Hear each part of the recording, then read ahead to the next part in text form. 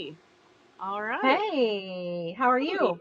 I'm good. How are Awesome. you? Awesome. I'm great. So, welcome to Shit You Don't Know, the podcast where real life meets real talk. We're your host, Dr. Laura Beth Martin, and Heather Matchett. a pharmacist and a nurse with over 40 years of experience and tons of stories to share with you guys. We're diving into all the life lessons and mistakes and the moments where we wish we had already known that that can change the course of your life. And so hopefully you'll join us for a mix of humor, heart, and helpful advice as we uncover the shit you don't know. Your go-to guide for all the things nobody told you about. Ta-da! Amen. Amen. All right, Heather, how are you? Let's I'm catch doing up. good. Got a lot going Good. on in the old personal life, but we're Yep. we're muddling through, making it work. Yep. So Heather and I both have kiddos graduating high Yes. school in the next couple of weeks. Oh, I can't believe it. I just can't I know. believe it. I know. I'm not doing well. I'm not doing well over here. And then I only have one left. Then I only have one left to go. So how old is he? I'm not going to say his name on here unless you want to, but He's uh, 16. Well, he'll be 16 in 2 days. Well, on Thursday he'll be 16. okay. Okay. Yeah. So he and my guy are real it's like 6 months apart, maybe? Not even. Yeah. Right Yeah. around there. Okay. But I think is he a sophomore? He is a freshman. Okay. So they're both freshmen. Oh, we're on this journey together. Yay. Oh, we're gonna get to do this again in 4 years or 3 years hmm now. Yes. So So Heather has older children, just like I have older children, but her kids are a little bit older than my oldest, and then we both have one that's like 18. Then apparently we both have one. How did we not know this? I mean, I think we did know this at one point. Yeah. Obviously, we were pregnant at the same time. We would have known, but like it's time goes by. So So we both have fast. one that's 15, 16-ish, and then I spun the wheel again because why not? And so I have one that's 10, but he's my special needs kiddo, so he may be with us forever. I don't know yet. We'll see. We'll We'll see. see. It's okay either way. We'll we'll figure it out as we get there. Um, yeah, I don't know when they got this big. It's horrible. I I It's know. horrible. I was thinking about when I moved down here, how small they were. You know, Hmm. and it seemed like Yeah, everything has just been in such crazy fast motion since we moved here yeah, that I turned yeah, around and I'm like, oh my god, you're 18, you're yeah. 16 years old. Like, this is crazy. I'm not Right. ready. Well, Yeah. and I think COVID happening in the middle of their childhoods Ugh. was not. I mean, obviously it was horrible for them. My kids are still feeling the effects of COVID I isolation, mean, and it's impossible not to, I think. yeah, But I think about when I compare my two sets of kids, like, hmm their hmm experience in high school and the way they were right, socially and things like that, how much different it is for right, these younger two, especially in high school, yeah, which I think is very much pandemic related. And hmm having to hmm switch in the middle, and then, being so isolated, and then right. for me, like, just, and I feel like terrible mom of the year here because, like, I was under so much stress at work that I just mentally checked out for like a Oh, year and a same, half. same. And I I feel, don't yeah, I don't even remember parts of like 2021 and early 2022, because for us the pandemic like really hit yeah. here not quite in 2020. We sort of slid through 2020 unscathed. We got it on the back end, and but yeah, but the Ours hit that, stress. yeah, ours hit that summer, and so it really picked up momentum. Like I remember it, but at the same time, I feel like it was such a blur, and I was on call 24 hours a day, and I was just holding on, by my fingernails, and my husband was doing the same here at the house. He was working from home trying to keep him homeschooled, and or public school, homeschool, whatever. um and it was just like such a nightmare. I think we all just kind of hunkered down, and the kids were, they were scared, and it's just, there's definitely, I know I talked to their pediatrician, this has been sometime last year, and just said, hey, what's your thought on these pandemic kiddos. Is kind of how I refer to them. Anybody that was still, like college and below, I think of like there was a period of time where their socialization was just held still, and their developmental abilities to move forward and there's a lot of fear there too. And I was like, what are your thoughts? And he goes, every single kid I see is behind in some way, whether it's education wise, emotional regulation, relationships. Like he said, none of them have progressed in milestones like they should have without fail. And he said, Right. I don't know that there is any way around it given the unique situation that everybody was in. You know, Yeah. what do you do? You we had to work. We did the best we could. I mean, we kept them alive. I feel like that was a good thing. Um, but yeah, for sure, I feel a ton of guilt because I was busy taking care of everybody else. And my kids, I thought were okay, but they weren't okay. They were not okay. Um, There came a point at one time when Chad was like, he goes, "Do you realize that the kids haven't left the farm in 3 months?" And I mhm, was like, mhm. "No." Yeah, And he's yeah, like, he goes, "I think we have to go somewhere and like, yeah, we need to, make yeah, contact with like real life, because for us, I mean, we're all sort of homebodies anyway." And yeah, yeah, and I was going to work every day, and Chad, was right, doing his daily rounds at the store, but like the kids right, like weren't leaving, they yeah, weren't leaving to do anything. yeah, So I was just like, oh my gosh, so when you think about the fact that, here in rural West Texas, where there is mhm. not another soul for the eye to see, Right. that they were literally here on the farm, They only really with were us in the yard isolated, for socially 3 months. distanced. Yeah, Yeah, they were adequately that's social. But I was terrified. Especially since yeah, the first big news story that came out during that time was, that nursing home in Washington just getting yeah, annihilated by COVID. I yeah. mean, I That was was at horrible. the time in DON in the nursing home, and I was like, oh my God, Yeah, I do not want this to happen to us. right, And right. yeah, so we were very strict and diligent about it. Yeah, yeah, we were too. And I do know we got to, I don't know how long it was, but it was several months in, um, where said, we got to start getting out of the house. Like, so we would go pick up food somewhere at a drive-through, or takeout or whatever, and just take them to the park. Take them, anywhere that was outside, Yeah. where we could at least not be around people per se. We could choose to keep our distance, but at the same time, like you got to get out, like you're losing Mhm. it. So, Losing my um, shit. losing it, and rightfully so, to be fair, and I look at my kids now, the ones that are older, the one that's finishing college and versus the other two who like they had more time post COVID in school before they had to be an adult. I had one Mhm. graduate like the year after COVID, meaning the year it hit its peak. That next year was her senior year. And so that was kind of a nightmare. They were in and out of school. Um, yeah, I mean, we did get graduation and stuff like that, which I know a lot of people didn't the previous year, but it was terrible. I don't, Well, and I so know from a manager, I don't know how you feel like if you're around a lot of like students, medical students and stuff like that, but I feel like you can see it in the new grad nurses. Like you can see COVID in them for sure. yeah, And yeah, and I feel like such a crotchety old granny nurse, like, but yeah. you No, you you really can. can.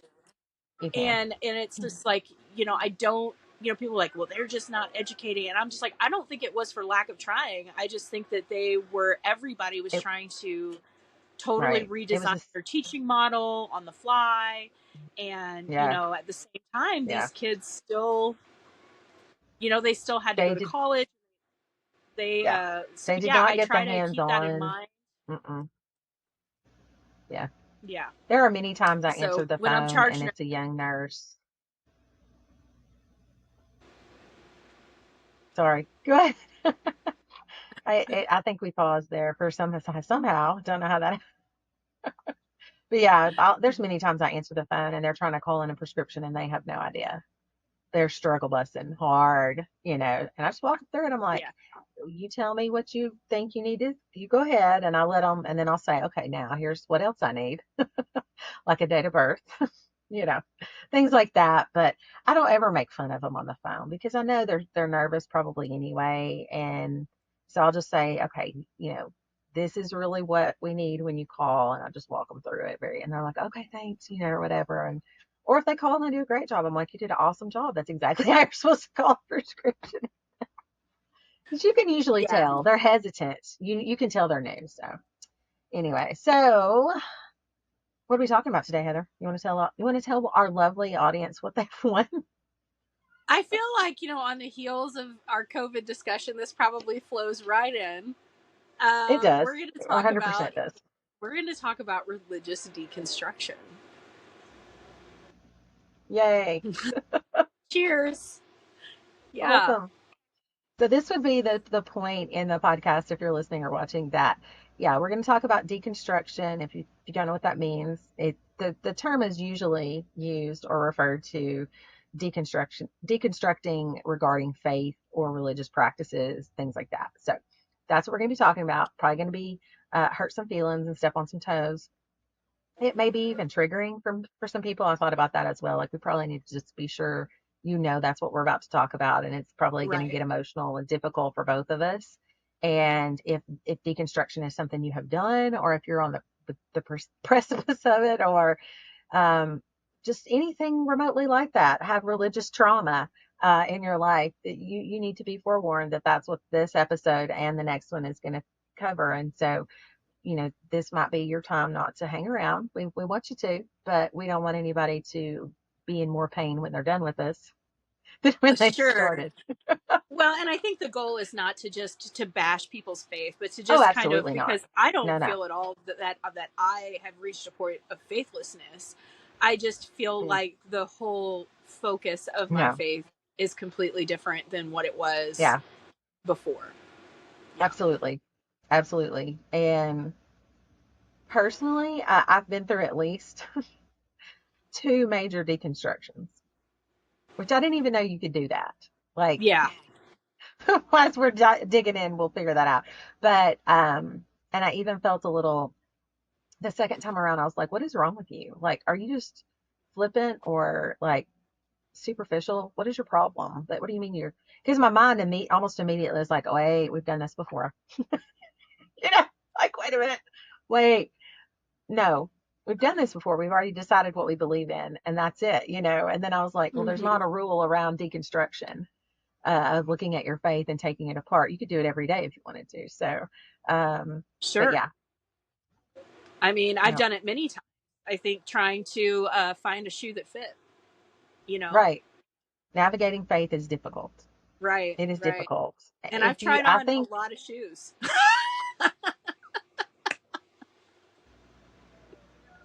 well, I mean, I think that's probably a fair statement for me. I try, I, I try on well, I think it's honestly, like you said, it's a continual thing, really. I think once you start deconstructing or once you start looking at your faith and your religious beliefs and your practices and start asking yourself some hard questions and then be willing to be open to what those answers might be, your faith will always be evolving.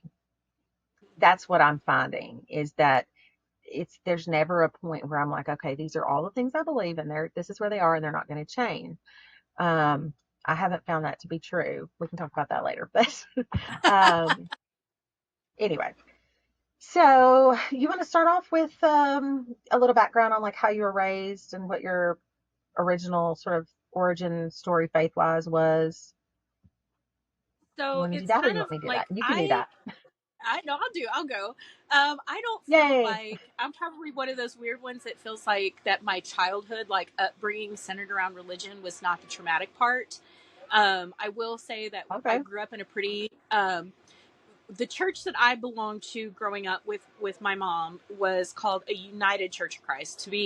It's very different from Church of Christ. It is more evangelical. It is like Yes, it is I don't very know. I different. don't really. yeah, it's Protestant. It's very, Hmm. Yeah. it wasn't very strict, I guess I could say. There wasn't like a lot of rules and regulations, and Okay. it was Okay. just your general, come to church and do your thing. Sure. But what's Okay. interesting about my growing up is that the church itself had an evolution when I was a child. Oh, So they okay. went from being a very kind of like a traditional based to being open and affirming, and it split our church, I'm honestly. sure it did. um What year would it this? yeah. What time frame are you Oh talking about? If you were a gosh, kid, it had to be in the 80s. The open wow. and affirming movement among churches was relatively new, I was going to say and that's incredibly progressive at that time. it's very progressive. And so, like, Yeah. now I had Good on friends, them. just kind of all, yeah, friends from all walks of life. I like spent a lot of time in Catholic church. Hmm. Most of my friends, I grew up in St. Louis, so most of my friends were Yeah. Catholic. and Yeah. so I spent a lot of time in Catholic church, which always felt more homey to me than my own church. And I think that's mostly because, having a lot of trauma growing up, the ritual of the Catholic Church Hmm. um, Hmm. really I spoke to was my just soul. thinking that. Like, Yeah. I loved that Absolutely. I knew exactly what was going to happen. There was a pre-planned thing Yeah. beforehand. Yep. Everything Yep. was very. So I liked that. But I Yeah. also had friends who were Jewish. I had friends who were, oh gosh, Mormon. So I had a very diverse like exposure, I think, growing up. Um, Most of my religious trauma, I would say, probably came as an adult. Um, Right. Okay. Now, the trauma that I had when I was a child was mostly centered around, I don't really think, religion. I tried to pick that apart in my brain the other night. Like, there was just a lot of uncertainty in my childhood. And I Yeah. always Yeah. rebelled against religion in the church because Hmm. I felt like it was this like hand of control on me, that I Hmm. didn't want to be dressed up in uncomfortable clothes and go to church and paraded around. And, Right. I've always been a questioner. Like, I want to know the nuts and bolts of things. And I feel like in that particular church that I wasn't really, like, nobody made me feel bad about myself, I guess you could say. Um, Right. So there wasn't I just, necessarily a lot of shame-based no, instruction or no. okay. I mean, just the Okay. normal stuff. I mean, the normal stuff that's in Right. all of Right. Christendom is, the pure, but Accidental. purity culture, I don't think really came into play until I was a young adult. So, like, because that really Hmm. wasn't a thing. Like I said, my church like switched to being open and affirming, and for, I would say, Right. like, several years there, that was like the focus, was kind of Hmm. like a re-indoctrination, if you will. Sure. And so getting to see that sort of evolution when I was young, like, really, really colored how I dealt with it as an adult, you know? Hmm. And also, Yeah. I moved south, and we do church a whole lot different down here We than we should- do in St. Louis. that So, might be the understatement of the year right there. We do church right. a little I mean, different in the South. Just a little even different. even Catholic church is way different, and they're all on the Really? same program. Yeah, yeah. They Uh, are. They're on the same schedule. It's right. fantastic. They're on the I same love it. program. Like, I that's what I know. loved I about get the it. Catholic Church. They have everybody gets the same missalette. What we're talking about is in the paper. Like, we know Right. what songs we're gonna sing. It's very structured. Right. But Yeah. even in Arkansas, Catholic Church was way different. A lot more conservative. A lot more conservative. I could see So, that based on some things that my friends have shared with me over the years that are Catholic that did not sit well with them. mhm. And Yeah, I was really, at the time, and still am, I was really proud of them for being able to recognize that and say, hey, that's not okay. Like, and it had nothing to do with anything really controversial. It had more to do with race and uh, cultural differences and things like that. And they're like, that's not okay. Like, no, we're not going to do that. And so I could see that being an yeah. issue. It Yeah. was very different. It was very different. And I remember like I was going to church with a friend at one time, and I just kind of looked at her and I was like, man, our priest back home would have never like said, they would have never, you know? And she was just like, really? And I'm like, They yeah, would like never. They would never. yeah. So Love it. so it's just an interesting, and I mean, I've always questioned. That's just kind of been a part of who I Hmm. am. I've always been, and I think the other thing that really drew me in about the Catholic Church was that it was very, like I said, ritual based. I've always been innately witchy. That's always kind of been a part of, you know, who I am. Um, Yep. and there's other weird things that we may get into about that later, about maybe why my religious trauma is a little different than like the next guy. But yeah, so that's kind of my church upbringing in a nutshell. So did you go every week growing up, or did you just go some, or what was the pattern for you guys? My mom was a religious churchgoer.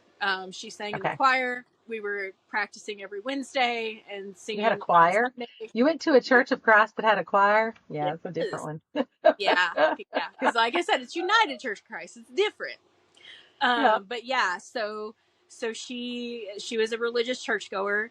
We Gotcha. went every Sunday, and I often did not want to go, and the guilting that would take place because of that, Yes. like you're going to make me Yes. look bad, like you know all that kind of crap. And so I as a teenager, I made church as uncomfortable as possible for my mom. I'm like, if you're going to make me go, then I'm gonna wear what I want to wear, Oh my gosh. and you know you're not going to dress me up in your little fucking Polly Flinders bullshit. I'm not doing Right. that. No gunny sack dresses for you. Huh?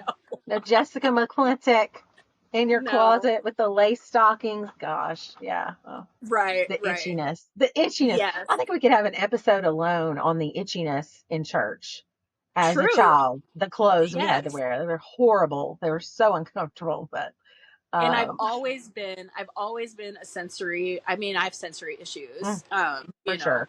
For And sure. so that was always just like a nightmare for me to have to go and do all this, and like you know you have to act a certain Yeah. way, and they never wanted you to ask any questions, like you Oh know. So the no. person, No, no, I no. would go home and like ask questions to my grandma because my grandma would like tell me the truth. And I remember this one time I asked her, we were, and I can't remember what it was, but she was cooking me some spaghettios at the stove. That was our love language.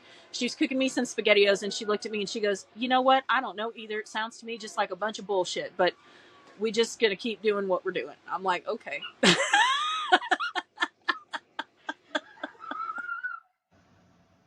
I love it.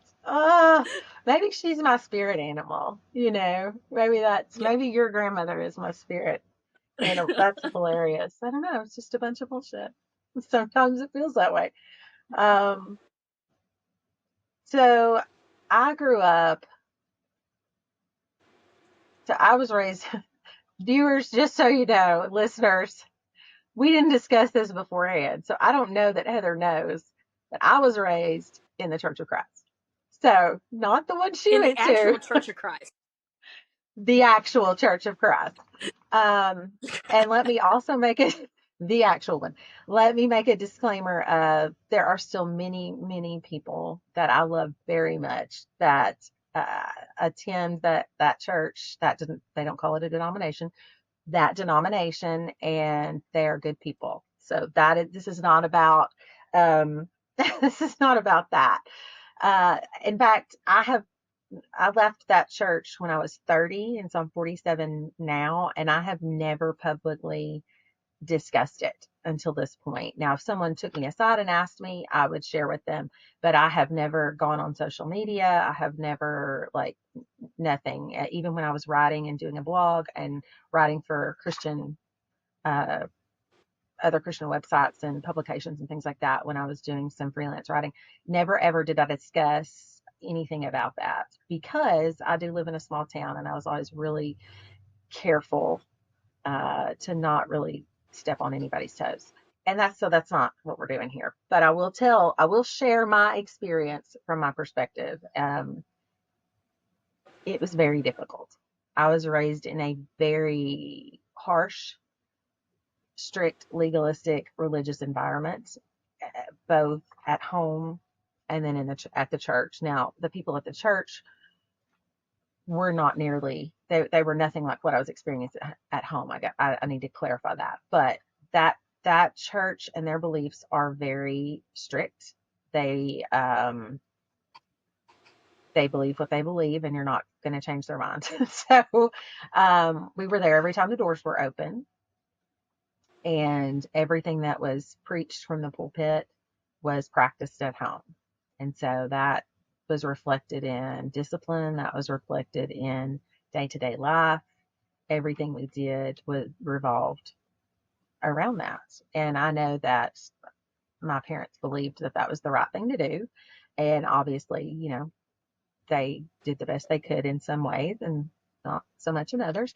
But it was difficult. It was very suffocating. Women are not allowed to speak at all in that particular church. You are to tell your spouse or your parent or your brother what your opinion about something is or your concern, whatever that might be, and they are to then take that to the church leadership. Mhm.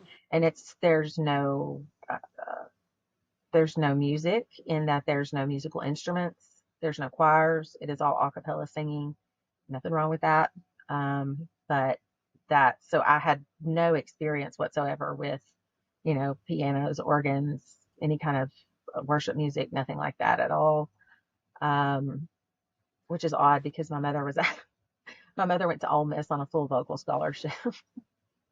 So that's a little weird. And played the piano like a boss. Like a boss. We had one at home and she played it. Uh, but not worship music. Anyway, so I found it very suffocating when I was growing up.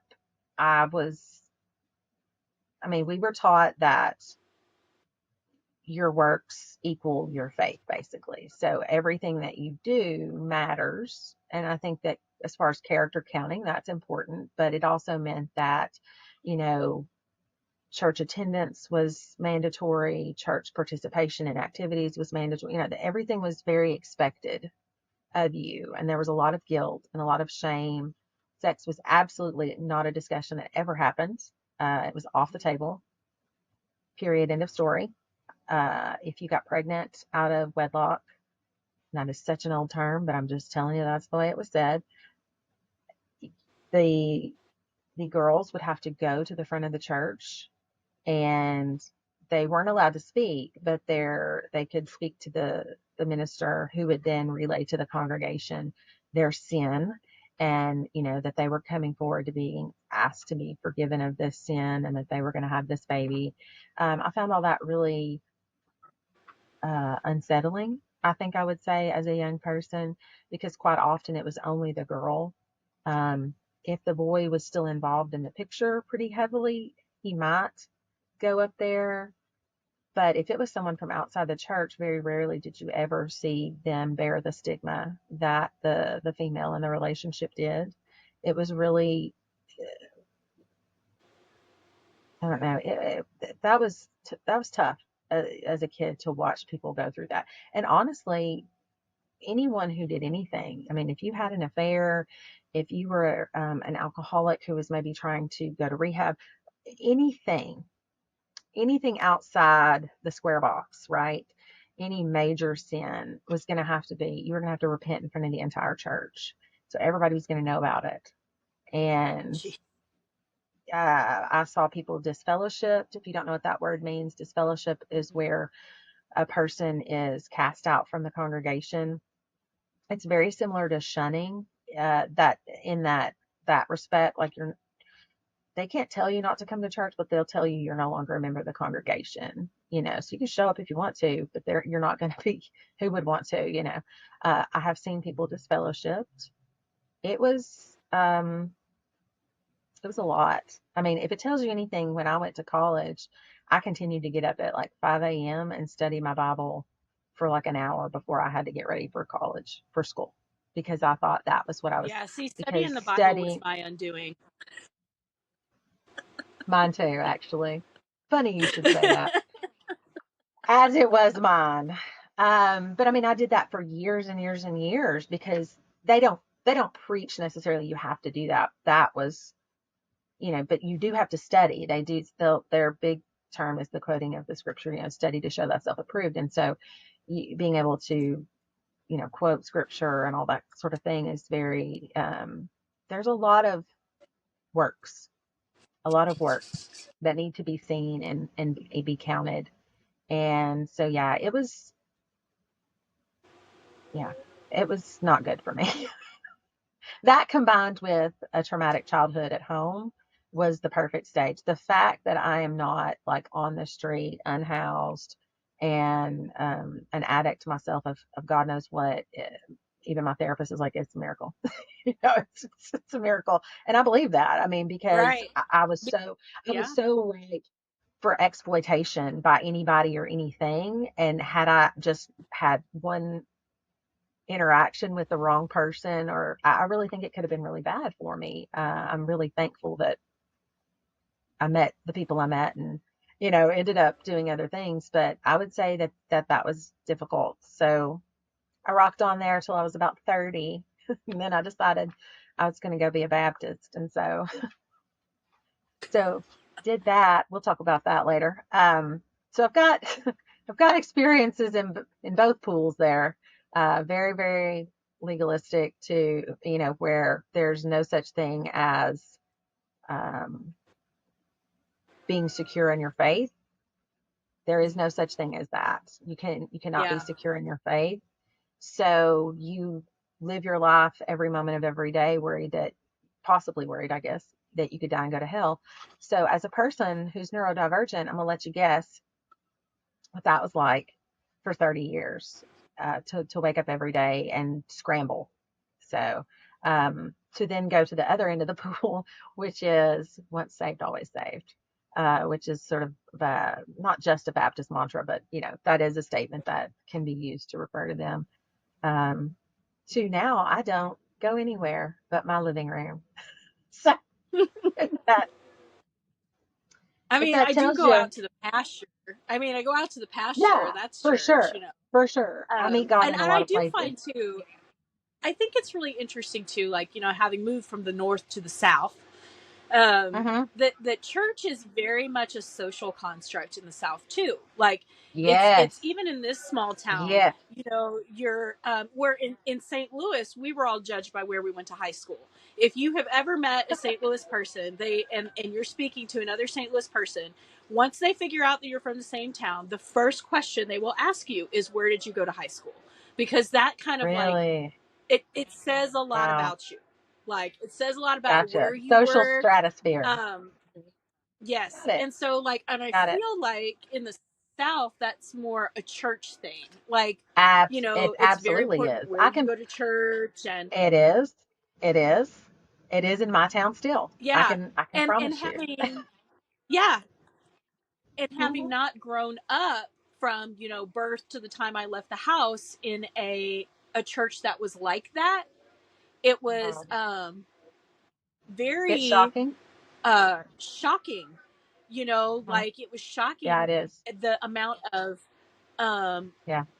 like the picking apart of the other churches, like, oh, we don't do that here, Yes. very. And Yes. like, so for me, Yes. Yes.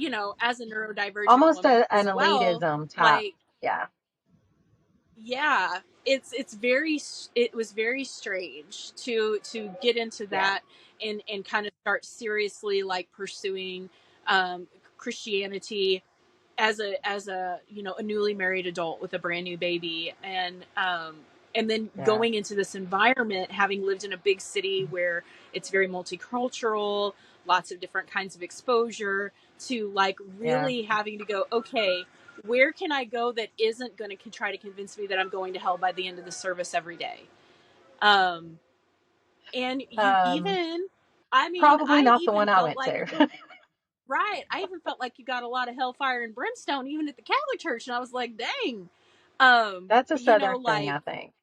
I think It was, so. and like I said, being in the Catholic Church, like I was never, I mean, I know technically, like, because I'm not like a cradle Catholic, I wasn't supposed to, take communion or anything like that, but I was Right. never asked Right. not to. And as long as I knew all the signs Right. and And you symbols, won't be, I I don't think. blended in. Yeah. And Right. I never, from that point when, the church that I was going to then, it was very it was still very open.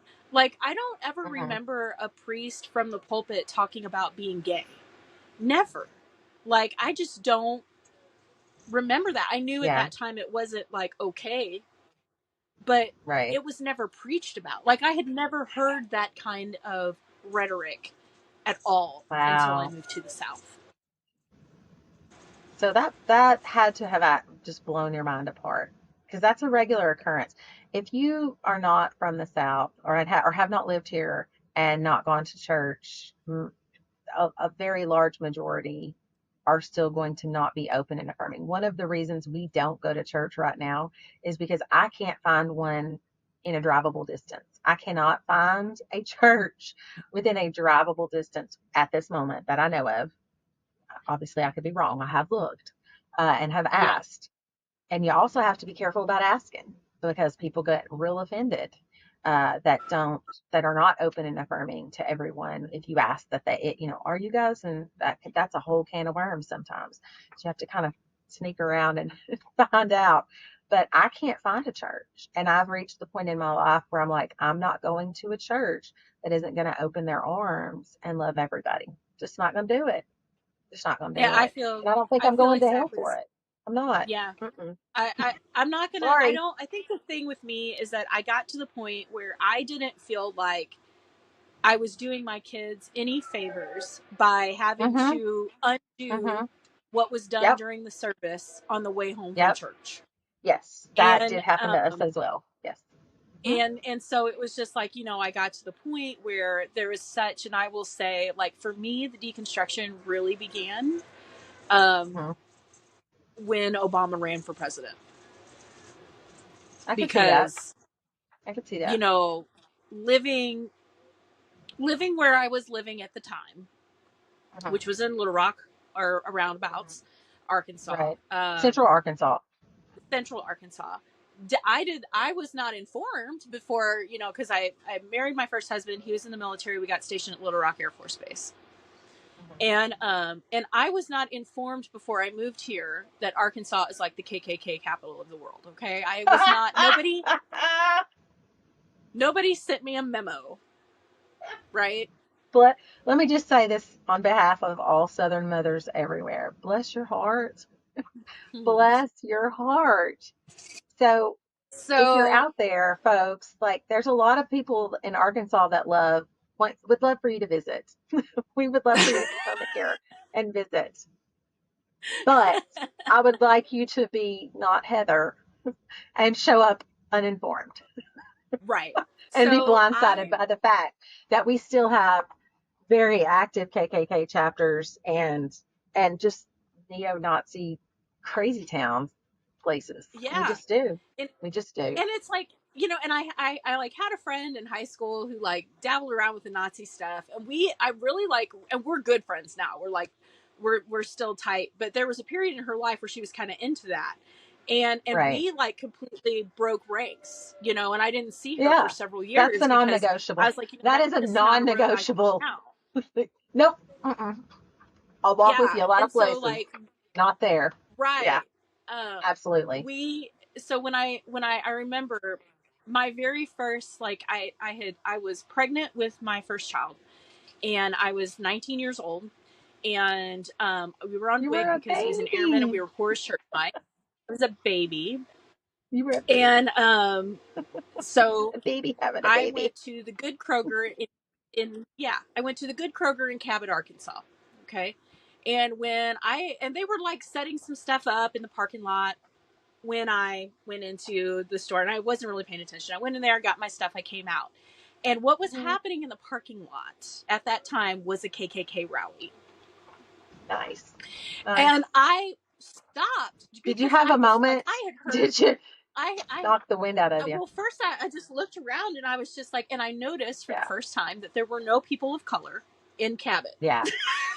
and I was kind of like, Yep. okay, Yep. this is new.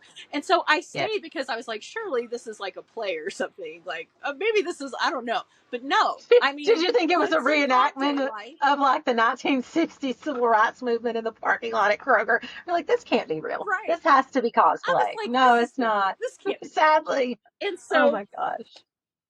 Poor how that thing. how that ties into where we are today, I'm going to get to that in a second, but they were I talking know. about basically how Oh, their plan, this guy who was speaking, some grand they wizard had a dude who was plan. speaking, Oh my God. was that they were going to infiltrate the government. That was their plan, and they were laying out for their people how they were going to do that.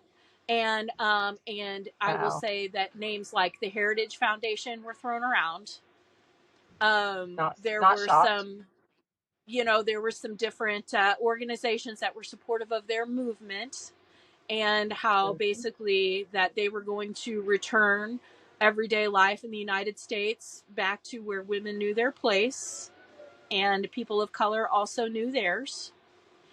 And I just stood there during this whole thing with my grocery sacks, like, where the fuck have I moved to?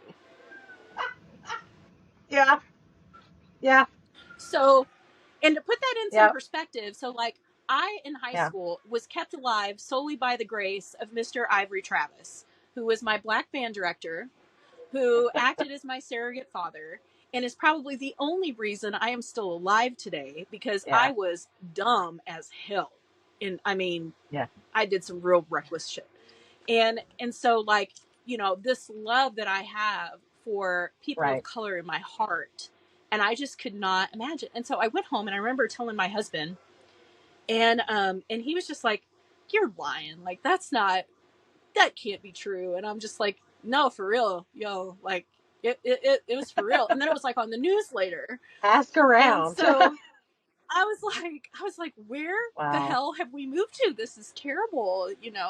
Yeah. And Yeah. yeah, so Sadly, crazy that how they were. there's, mhm. Well, churches are still, I would say, still unofficially segregated.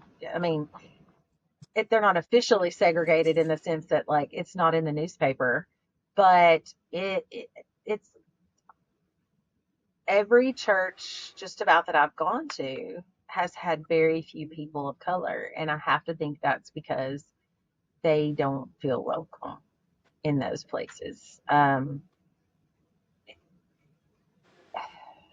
Which breaks my heart. But that I think that just goes back to the entire process of deconstruction and asking yourself, if what are my core values and tenets of my faith?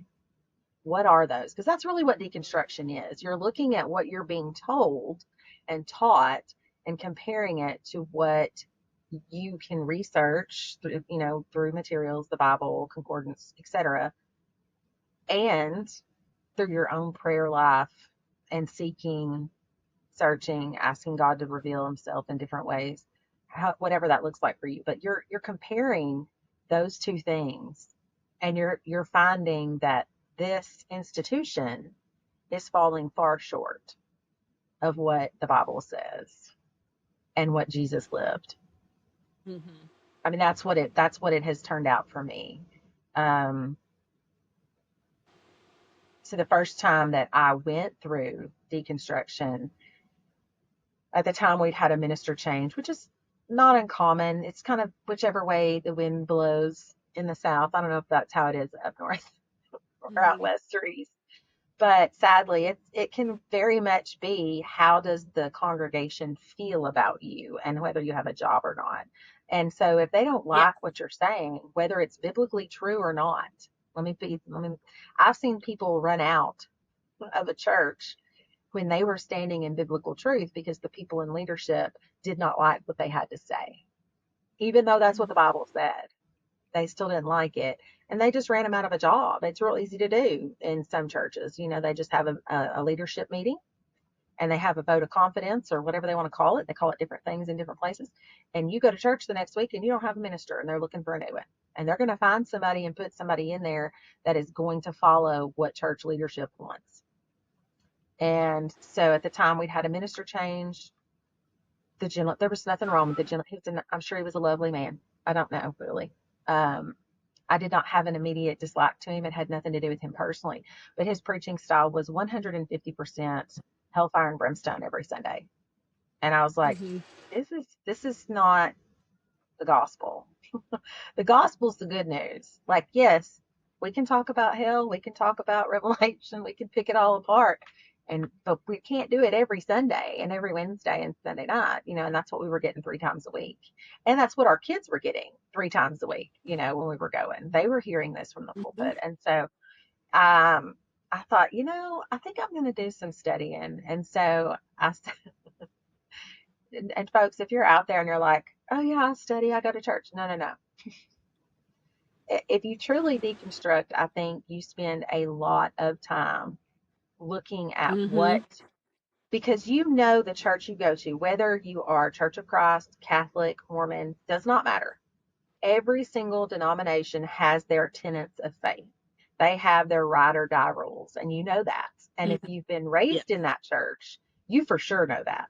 So I knew exactly what I wanted to look at or needed to look at. And just so happened right around that time, Max Lucado had come out with a book, John 3:16, and have always read his books. My first red flag was when all of his books were removed out of our church library because he was too liberal. This was in the, yeah, Max this was Lucado. in Max Lucado. Max Lucado. Max, if you ever listen to this, I'm sorry for the language. It's not your fault. You're an amazing, you're an amazing writer. Um, but yeah, so that book had just come out, and I've read all of his books, and did many. He used to write Bible studies too. Did all of the you know. I wasn't a believer in him, but his teaching style and writing style was very easy to understand, and it was very easy to go and follow up and read for yourself and find the truth behind what he said. And that's what I'm always looking for. Mm-hmm.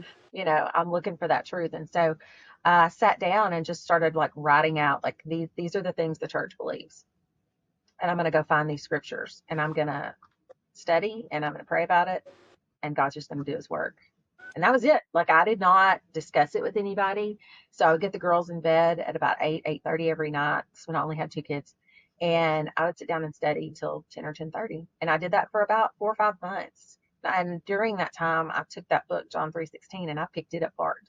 And I do mean dissected it word for word.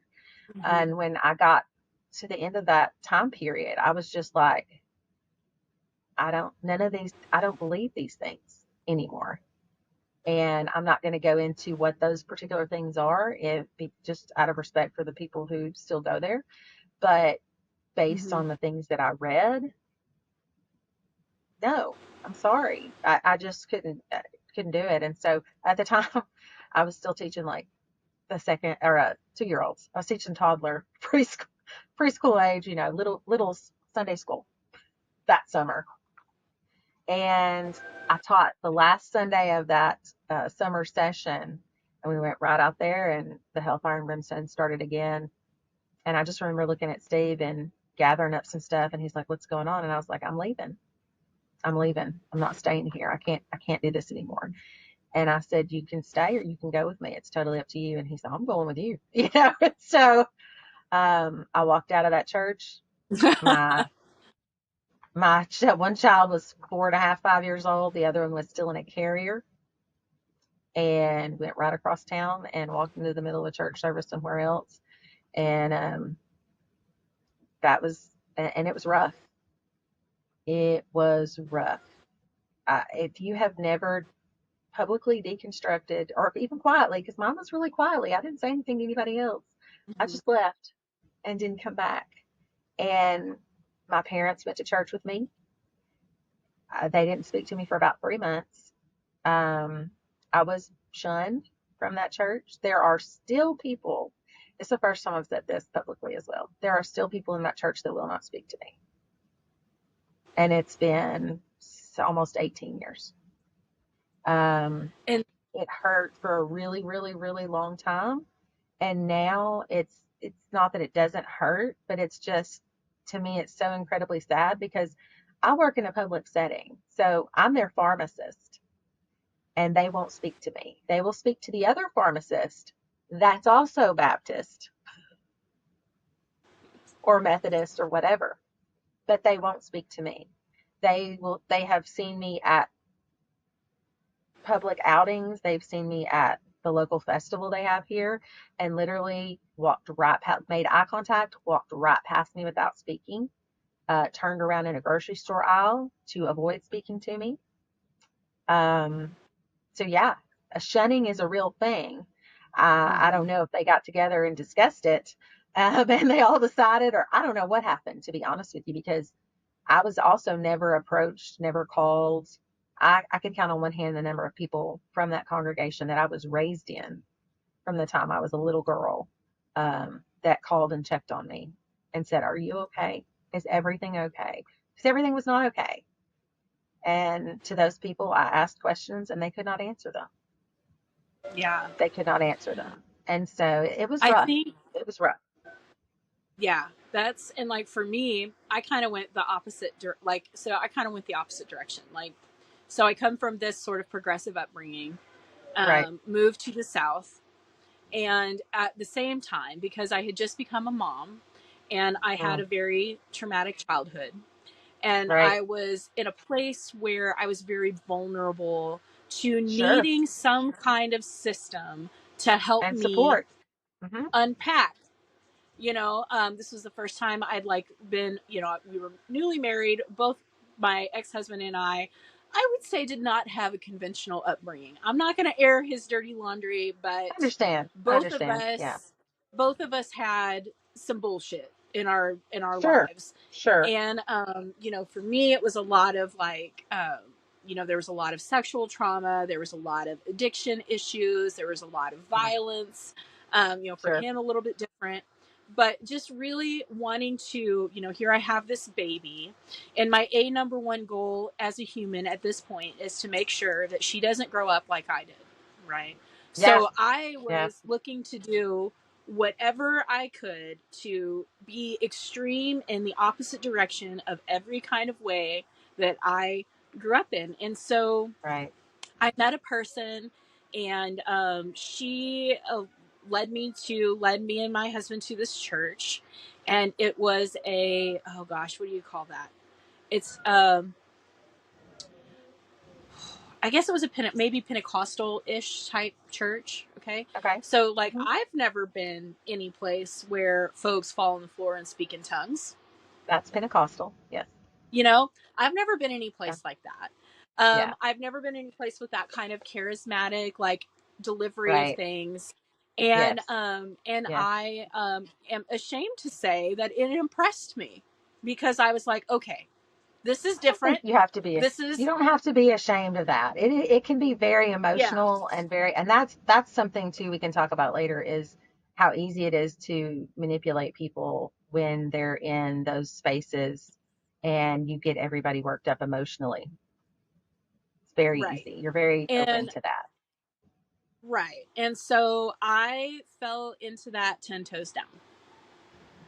And it really, I think in a way, well, it didn't completely contribute to like the end of my marriage, but because I had these very like set in stone, immovable beliefs now, that Right. Right. it made it very difficult for me to, well, for one, it just pushed my trauma down to the bottom of the barrel because for one, the Oh, kind of stuff sure. that I had gone through, you don't talk about. Nope. That's not what Nope. you talk about. You Nope. are that's shameful, and you're unclean, and we don't talk Yep. about these kinds of things. Yep. And it was very, like, very strict. And so, but I felt for the first time sort of like moved spiritually. I won't say that I ever really Mm-hmm. felt like that before. And so it felt very real to me. Mm-hmm. And and then So I've kind of been through some waves. So like then we had an incident happen in the youth group. Yeah. And I was pretty involved with the youth at that time. And we Isn't had an it incident. always an Daisy was named. incident with the youth group? An incident with the youth group, right? It's And always. so basically, what happened was we had a praise team, and the drummer in the praise team had an affair with a 14-year-old girl. Nice. And Yes, he was that's great. married, and his wife was Ugh. pregnant, and she was on the praise Oh, team, and it was a big deal. And I will oh tell you that they God. skewered that child, that they made The her out 14-year to be old? the Oh biggest yeah, she was the Jezebel. Yeah. Jezebel. I could have told you. Yep. Yep. She And was the and I scapegoat. was just like, 100%. and so Yeah. I was horrified by that. And so after that happened, I You're probably a little left triggered too, that don't you think? church. A little Oh, bit. very much, A because little I bit was like, triggered. oh, so All that. this is why we don't Hmm. talk about it, because we condone it. That's right. Yep. Because you shove it way down and then you see that Yeah. happen and you're like, whoa, whoa, whoa, whoa, whoa, whoa. Yeah. Yeah. I'm Yeah. like, what the hell? And so Yeah. I was like, I was trying to give them an opportunity to like make it right. Sure. Sure. And You've got to give people time and space to see if they're what they're going to do. You can't rush to judgment right. till all the dust settles. And Yeah. No, I so agree. he ended up Yeah. going to jail. He and his wife got a As he should have. divorce. And Good then for her. like, but they kept like, they were like, oh, we just need to pray for him. We just need to do this. And they just kept making it a thing during the church. Finally, I was just like, I can't do this anymore. So we left. Pray We left the pray church. for him for what? He's sick. I mean, Yeah. yeah, And I was just but like, what he's about the not going to get girl who's better. right? What What about the about girl whose her? life you just ruined? He You just know, like, are right. we gonna? Yeah, you know, we should have been throwing baby showers for her and supporting her in the best way possible because she got pregnant. And so it was just really a very ugly thing. So Very ugly, very we ended public. up Yeah. we ended up leaving, and then my marriage hit the rocks. Um, and was very much As they do trying to like sometimes. hmm very much trying to do all the things that I could possibly think of to do to keep this Sure. marriage going, because by now I'm very heavily indoctrinated that if we get a divorce, it's my fault, no matter what he's doing. Right. Yep. It's your fault and you're So, going to hell. Let's add that little right. topper on there too. Yeah. And Hmm. so I Yeah. convinced him. I had Yeah. Sounds very ran familiar. into the pastor's wife, and had kind of like, I was having a day, and I'd ran into the pastor's wife, and we hadn't been for several months by this time. Hmm. And I kind of told her what was going on, and of course she was like, you need to, you know, come back to church, you know, come get your husband, and Everything is you know, come always come talk to back the to church. pastor. Hmm. And so I went and I talked to the pastor, and I convinced my ex-husband to come to church with me, you know, like you know, because I was just like, you know, if we're going to work on this, like, I really feel like, you know, Yeah. maybe things were better when we were Gotta at be a church. family. Hmm. Right. And so we went back to church, and the pastor used what I had told him in confidence in his sermon. And effectively that Sunday ended my marriage. No shit, Sherlock. So What the I was heck? like, I was so, I mean, I was so, like, it wasn't that he was saying my name or any of that kind of stuff, but the No, things that but he was saying. your husband knew that you had gone to speak to someone. Like Right. that's like violating HIPAA. It's a no-fly zone, guys. You don't do it. And You just don't yeah, do so it. I went to talk to him after that, and he gave me a copy of, I'll never forget this, that stupid fucking book, Power of a Praying Wife. I knew that's what you were gonna say. I knew it. I knew it. I knew it. I almost ruined it. I knew that's what you were gonna say. Oh, And I've I read was that just book. like, bitch, I've been praying. You know, like, what do you think? It's like I've been trying to, and you literally just like served me up on an altar here. And Because they want it to be your fault. It can never yes, be the man's fault. And let's be clear, we are not man bashing here. no. We are saying that there is a systemic problem in the church with trying to quote unquote keep women in their place. Mm-hmm. And trust me, I can quote all the scriptures that anybody's going to email us or comment, and that's just fine. You go right ahead with that. You go right ahead if it makes you feel better. But I'm going People, to you point know, out that Jesus never treated women the way that the men in the church, the way that I have seen and experienced at the hands of the men in the church, including my own family, Right. including my own family. I have Yeah. never, ever seen anything in Jesus's life for the disrespect, the amount of responsibility that they put on women for raising children, educating children, keeping them healthy, nursing them, everything is the female's responsibility, and the man's responsibility is to lead the household. Well, doing what exactly? Because we're doing all the work. Well, You yeah, lead and there by isn't really, example. yeah, and there isn't really a whole lot of guidance on that. Like, other than your man's supposed to come home and lead Bible study, like what else is he supposed to be doing? Because that's like the only thing they seem to be concerned about. I can tell And you and right so now, my husband would rather walk across broken glass than come home after work and lead a Bible study. That does not mean he doesn't believe in God, doesn't believe in heaven or hell, and is going to. It doesn't. That is nonsense. We have got to look at things through a cultural lens when we are mhm, reading the Bible. yeah. It Yeah. just, you have to, Well, and things have changed. and when They you have are changed. when you are like we are, independent thinkers, the I patriarchy think they becomes very officially, uncomfortable. I think they officially, I think we're officially labeled hellraisers at this point. I don't even think independent thinkers is what they're thinking at all when they think of us. They're like Right. troublemaker. You are a troublemaker. We would have strung you up in Salem. You would have. Right. 1,000%. I would have had a noose around my neck because I'm not going to go down without saying what's right and what's wrong. And if it's to a Right. man, it's to a man. If it's to a person of faith that's also a man, that's what it's going to be. Um, I'm of the opinion that I am not lesser because I am female. Right. We are all image bearers. We all bear the Yeah. image of God.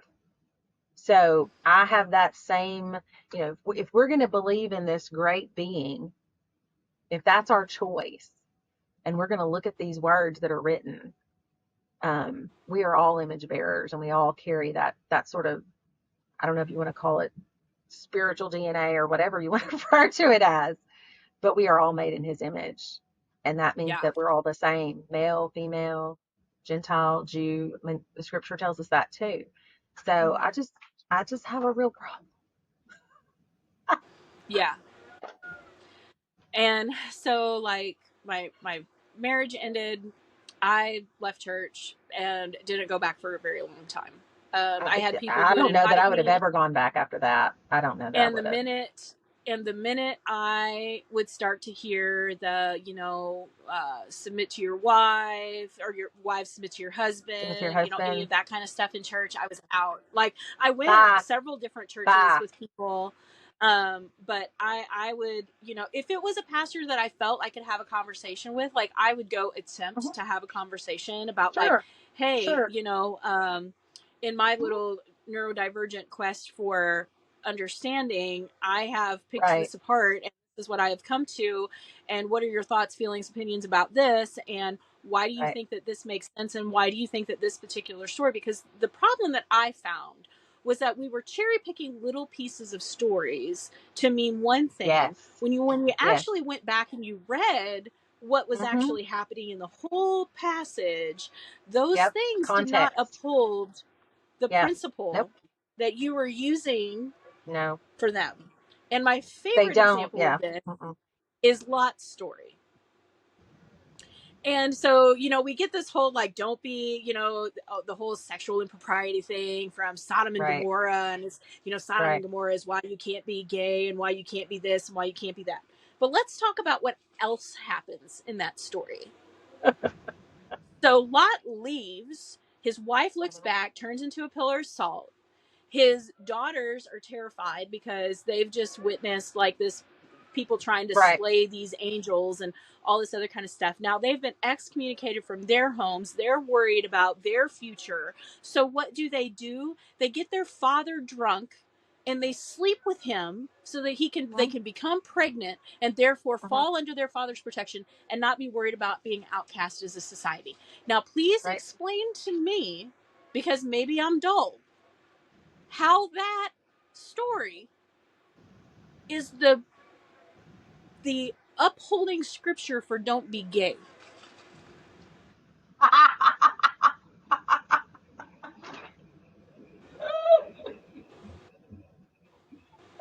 I mean, you have a point. It's a Make it valid make point. sense. It's a valid, Make it make sense. it's a valid point, people. It's a valid point. The fact that the cultural society then um, was that a female had to be under the protection of a male relative. Period. Mm-hmm. If you didn't have one, I mean, you were you were vulnerable in the worst possible way. So you needed a brother, a cousin, an uncle, a dad, somebody to take you in. That was a very real Mm-hmm. thing. And so, Yes. yeah, I mean, the story's gross. Let's just be real about it. The story is gross. It is. But there's a Yeah. lot of things in the Bible that are gross. A lot. Right. And A whole the lot. other one too that talks about how, like, women, like women like securing your place and marrying the right person and equally yoked, all that stuff, and about you got to wait for your Oh, Boaz. yes. And I'm Oh, just yeah. like, Yeah. guys, Yeah. That story, can I like, tell that one? Because that's one of my yes. favorites. Okay. So, so this is how bad it was, y'all. Okay. So Ruth in the Bible loses her spouse. He dies. And she is with her mother-in-law. And normally when that happened back then, you would go back home to your own family. And she didn't want to Right. do that. She didn't want to leave. She was still young enough to have children. And her mother-in-law even said, like, you need to go back to your people. And she said, no, I'm not going to leave you, which I thought was, that's the real love story, if you want me to tell you. And I'm not Right. insinuating from that anything, any kind of romantic love. I'm just saying that was the real love story and devotion of family love, was for Ruth to say, I'm not leaving you, because Naomi had actually lost both of her sons and her husband. She had no protection.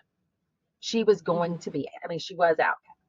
And so the story moves along and they find out they have a relative named Boaz. And there's this whole, they're bringing in the wheat and they're, beating it and doing all that stuff. There's the festival type thing. And one of the things that you can do is, if you want to claim a man, is during this time when they're asleep, you can go in there and pull back their covers and quote unquote get at their feet and cover yourself with their covering to indicate that you want to be married to them, or that you want them to take you under their protection in that way.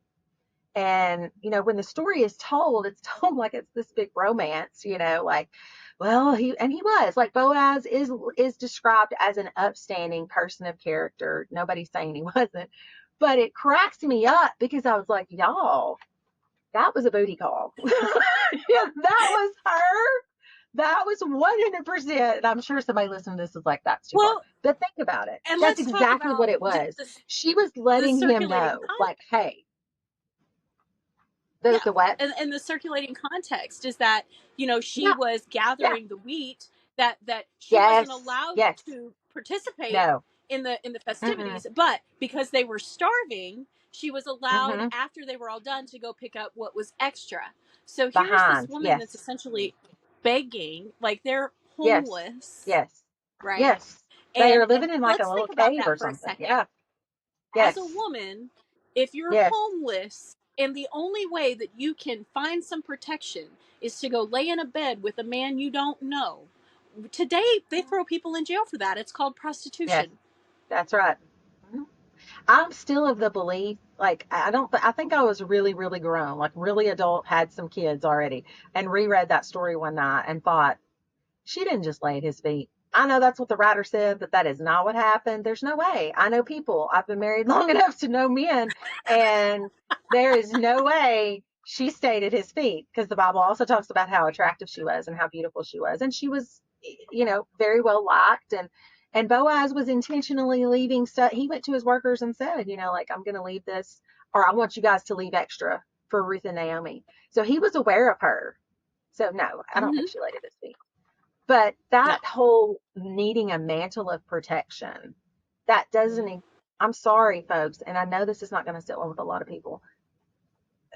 The men of today have, for the most part, have not inspired any sort of level of trust that I would allow them to have complete control over my life. And Yeah. that's coming from somebody who has been married for 20, almost 28 years to a rock star of a man who is kind Same. and gentle and protective and has, like, he wouldn't hurt a hair on my head. Right. But unfortunately, I was raised by someone who did. And I have Hmm. also had 4+ decades to witness what men in general do. So you're Yeah. asking us to trust everything that we are and have to a man. I wouldn't do it for a woman either. I mean, I just Nuh-uh, wouldn't. sister. Not there's no way.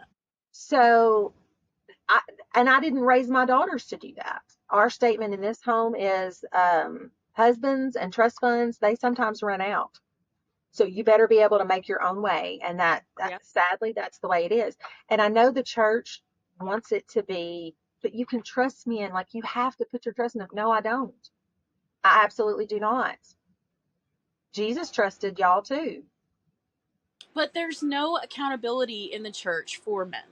No, And that's the absolutely thing not. that makes it Absolutely so not. gross is that, like, Yes. that guy, I mean, yeah, he suffered from the first church accountability from the legal system, but he still Right. very much But didn't not the, suffer mm-mm, accountability from the church system. In their no. opinion, And I've, he made a little nope. mistake and he was Yep. forgiven and it was fine Yep. and we're going to do, Yep. but And that's from I know that we both have seen that over and over and over again, like countless yes. times, countless times. Sure. And I encourage anyone who's listening, if you're still with us, if we haven't offended, If we haven't if we scared you haven't, off. if we haven't stepped on your toes so hard to break them yet this episode, Yeah. to think about if you are a churchgoer, how many times you've witnessed a man in the church do something, whether it's sexual or not, but you know that it has come forth. I mean, embezzlement, I've seen embezzlement and they still get to come to, like, all sorts of things that people have done, but specifically men, and they are forgiven. He Well, just I couldn't help mean, let's himself, just take a you look know. at good old Bill Clinton. I believe in a place called Hope. I mean, gets a slob job under the desk at the Oval, and and Do you know his my daddy pastor wouldn't from even his shake? hometown comes up to make sure that he's taking prayer time, and it's turned into this whole, like, oh, he made a mistake, and like Bill Clinton Girl, hadn't girl, I can always make you a been. short list. I can make you a short list of people he made a mistake with that still live in the zip code. I said it. I I know a couple did. of them personally. I did. Same. Same. I do. And I don't, I mean, I'm not going to say it and I'm not going to tell it. That's not my story to tell. But Right. like, yeah, yeah. And Yeah. he's a very charismatic individual, a highly intelligent man, highly Very, intelligent very. man. Um, but he has a little bit of an issue. And Hmm. sadly, the current administration, same thing. Like, there's no way that I'm going to trust someone, especially in today's time, that's a Yeah. man, to be the head of myself, body and No. soul. Like, that's Hmm. not happening. That's just not Yeah. happening. Well, So and I I think mean, we, I think culturally, I mean, even just culturally, there's not hmm, as many consequences for men for making mistakes as there are for women. of course not. And, Of course not. My husband calls it that's, failing up. Have you yeah. heard that term? Yeah. That's what Stephen, my husband, refers it to, and refers to it as. And I get tickled because he's every bit as capable of spotting that. It comes up a lot around our house when these people in positions of power, whether it be on a federal, state, or even just local level, people we happen to know, and Hmm. something occurs and they have to be shuffled around, and he'll be like, well, they failed up. Now they're making Yeah. more money and they have a different title. They're not in that office doing that thing, but a woman, I mean, let's be real. If a female had gone into the Oval Office like Elon Musk did with his toddler and allowed that toddler to speak in the Oval Office to the president the way that that child did, and to show up casually dressed in the Oval Office, she would have been skewered and lit on fire on the East Lawn. Well, I mean, let's just So take a there were little no look at consequences. what happened to Monica Lewinsky. Oh, God bless America. That I was mean, have awful. you listened to her podcast? Awful. If people I have have not not, gone, but I have um, heard that it's I pretty want to good. say, Yeah. was she on? She was on Call Her Daddy, which of course is one of my favorite. Yeah. Hey Alex, Yeah. if you're listening to little old me, I love your show. But she was on Call Her Daddy, and I Yeah. listened to that podcast, and even today, like I listened to her TED Talk several years ago where she talked about like her whole experience with that and being young and being an intern and being and here I the most mean, powerful man in the world is exactly. beckoning The to you, most, yes. Yes. and how persuasive that they can be, Hmm. and then Hmm. he gets reelected Yeah. and her life is over. Right. Right. and Right. and so it's just kind of like that's such an unfair consequence, and Well, and she that was could, like, and she became the Jezebel, not the yep. man who was No, responsible for the free world, not no, him. no. She But we must saw have that worn with, a skirt and you know right. But we saw that with Anita Hill. We saw it with, hmm oh gosh, and this was when I was a little kid. The gentleman that was a general, and there was like a photo of some woman sitting on his lap, and I can't even think of her oh, name. I can see I his can't. face, but Yeah, that was Oliver North. Oliver North. Oliver I North. mean, it was just That's this it. Yeah. big, it was this big thing, and I was little. Like we would have been really young, so I only remember bits and pieces. But man, that picture of her like posed on his lap, which it wasn't really that bad of a picture to be honest, but it was like on every magazine.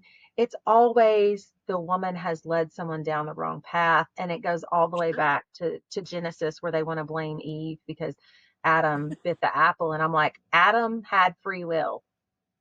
Adam chose to do like it. Also, it's a story. It's allegory probably. Like hmm it's probably not as literal as you're taking it. That's gonna ruffle some feathers that I said that. Yeah. But that's gonna light the match, that little statement. But Adam was perfectly capable of making the right choice. And if he was supposed to be the head of the household, then why did he choose poorly? Right. And why does all the sin of the world now become Eve's fault? Exactly. And and You know and what to I be mean? honest, circling back for deconstruction, I was raised in an atmosphere where that was quoted to me regularly, hmm that Sure. that the sin of the world was Eve's fault, and that's why we have pain in childbirth. And that was told to me from a very young age, the hmm whole way till I was delivering my first child, and I made the nurse kick my dad out of the room. My dad was sitting there going, well, this is just, I know it's hard, but this is what God intended because Eve, and I was like, you have got to get him the out of this room. Like I'm gonna kill him, and I've got an epidural in, but I don't. It's not working. Like, and she did. She got him out. But that that's a belief system of women should bear pain because of something that may or may not be a true fable, possibly. And that's coming Right. from someone who deeply believes in God. That I'm saying to you, Same. Genesis might be an allegory fable to help you understand character, and Yeah. it is not intended for you to place blame. Like that's nonsense. Yeah. Yeah. So, And I mean, and it just got for me that the more that I read and the more uh-huh, that I studied and the more yeah, that I actually, what I believe, entered into actual conversations with God that yes, were not, yes. oh, dear God, Holy Father, please The find a begging way for me to prayers. get that Yeah, new pair of shoes that my kid wants. I need those Air Force Ones. Like, can you throw $100 in my, like right, to right, actually have some real, like, actual faith right. conversations with a being that I feel was Jesus. I never got any of the condemnation or Mm-mm, any of that. And it's like, and Yeah. I tried, and like I said, I tried several churches, and every single church I tried ended in scandal, just gloriously went down in flames. And to the point where I was just like, you know, I'm like, I feel like that this is just a self-fulfilling prophecy at this point, because Yeah. I keep trying to give these institutions a chance, and they keep Yeah.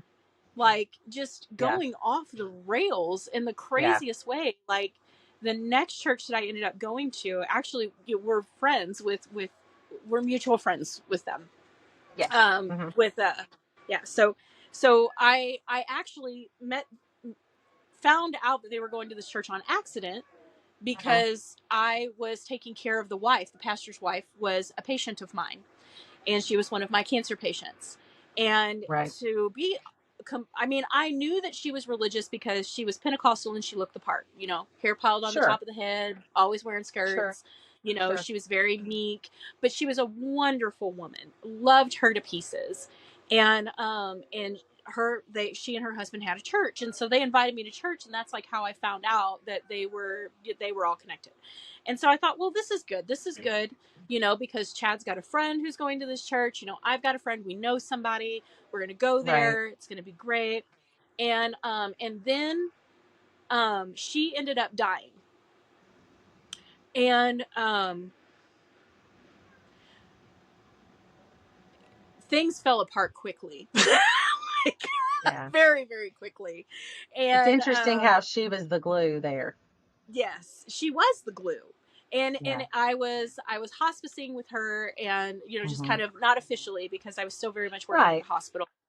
But Right. we had But gotten she was your close, friend and you wanted to help, and that's and yeah. I was trying to be as helpful to her as I possibly could.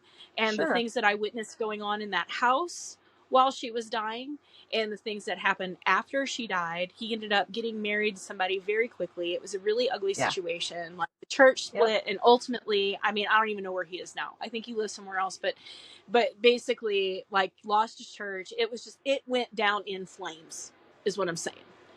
And he would be the first person, because I liked him because he would debate with me.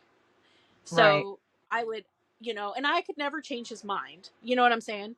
Right. But I could talk to him about, like, this is what I'm Right. seeing when I read this. And of course he would then tell me how wrong I was and why I was wrong. And I was just like, I said, well, my college degree and my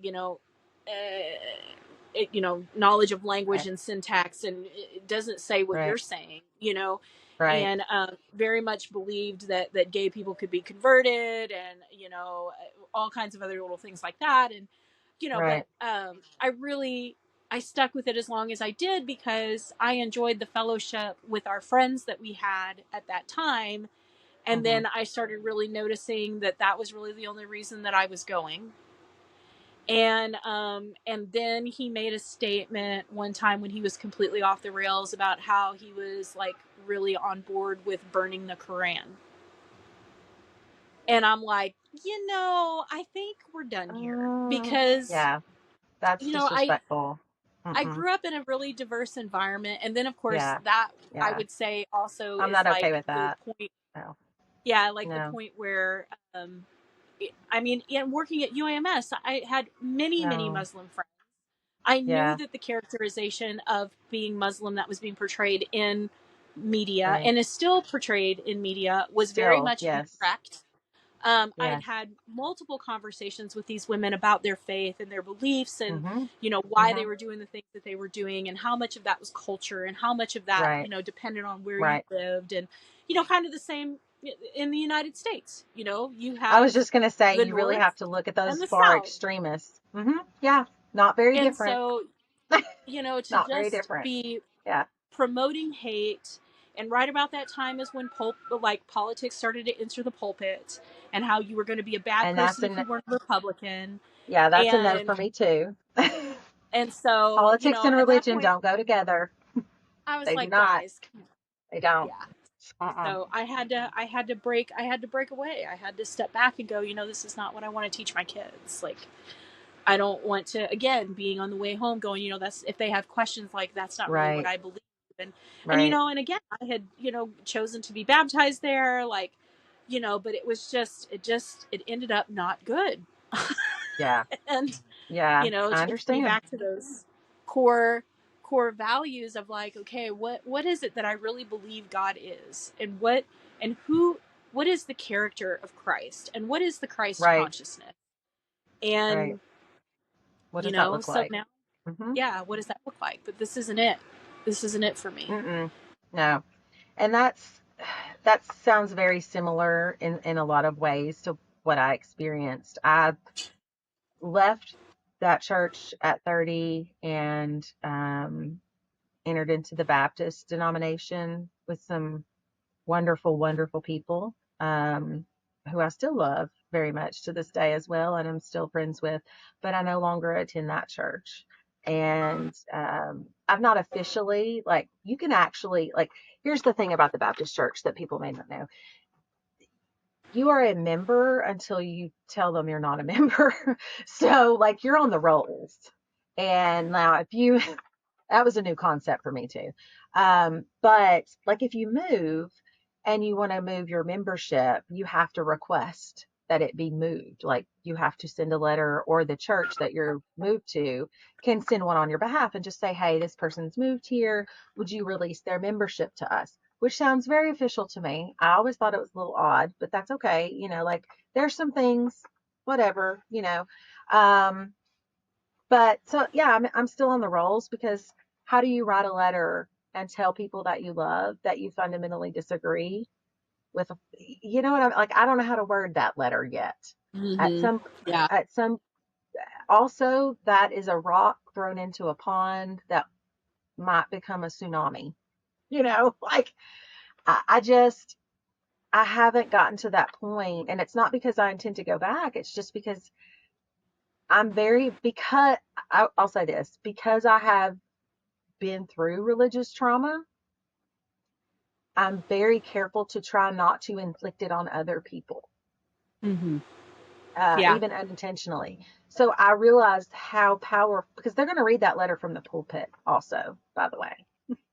They'll Mm-hmm. have a meeting, they have a business meeting once a month, and they're going to read that letter from the pulpit. So everybody in attendance will hear it.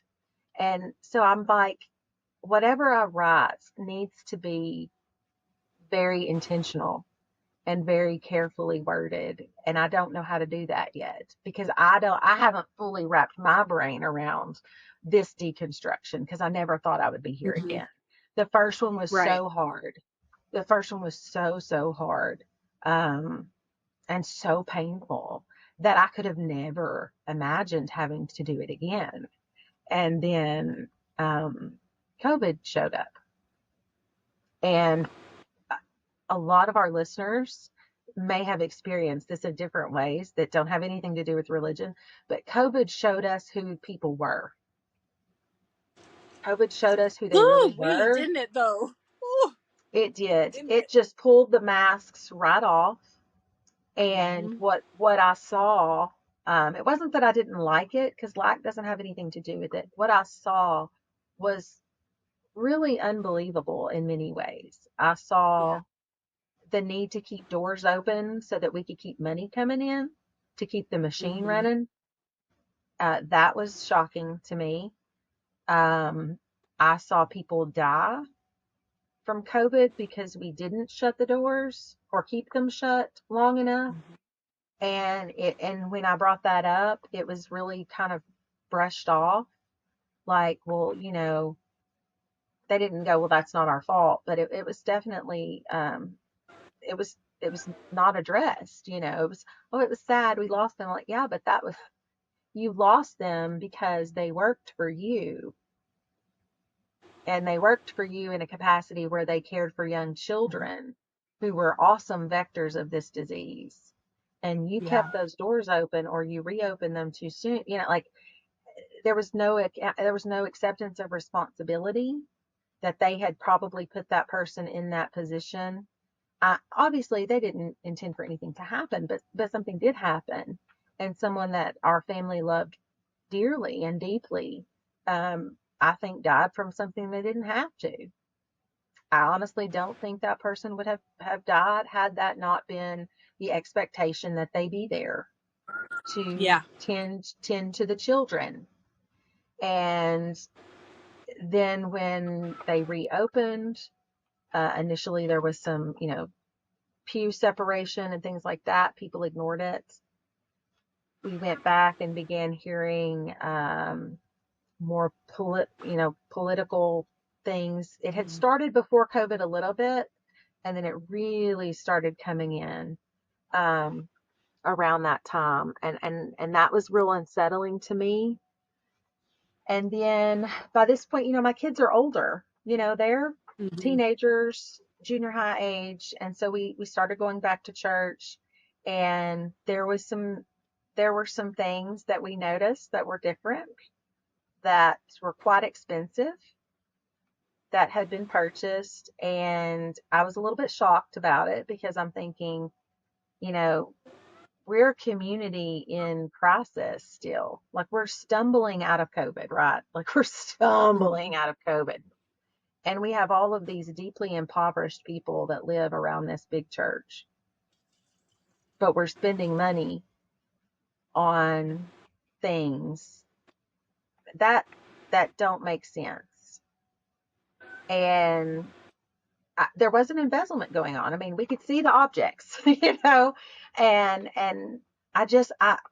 I thought to myself, I didn't voice it, but I just remember thinking, this just doesn't feel, something doesn't feel right here, like that, intersection of faith and really walking out what Jesus has called us to walk out, that something's not right here.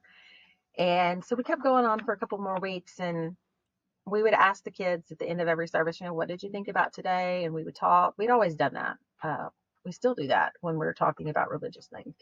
And one of my girls said, well, it's kind of weird to me, Mom, that we spent X number of dollars on these improvements in the building when I know that Mr. So and so that lives across the street doesn't have electricity on right now. And it's summertime. Yeah. It's hot, it's 100 degrees. And her younger sister said, yeah, I don't understand. Why are we? I said, well, let's talk about that. And they did. The kid, I didn't say anything. Steve didn't have to say anything. The three older children expounded on the idea on their own at that table that day, at the kitchen table that day, of what it looks like to be a follower of Jesus versus going to a church, like the intersection of, are we really walking out our faith, Mm-hmm. or why are we fundraising for this particular improvement? Why are we fundraising for this trip? Like, why are we taking these trips? Like, why are we not ministering to the people across the street who don't have electricity? And so our own children Right. were able Oh, to I see could. that. We They could were do a able to whole see separate that. show on the Hmm. colonization that happens on mission trips. Like we could do a Yes. whole separate show Yeah. on, because I know, Yes, like we for me, when could. I was seeing some of that, I was like, oh, this is, oh no, I don't want to do this.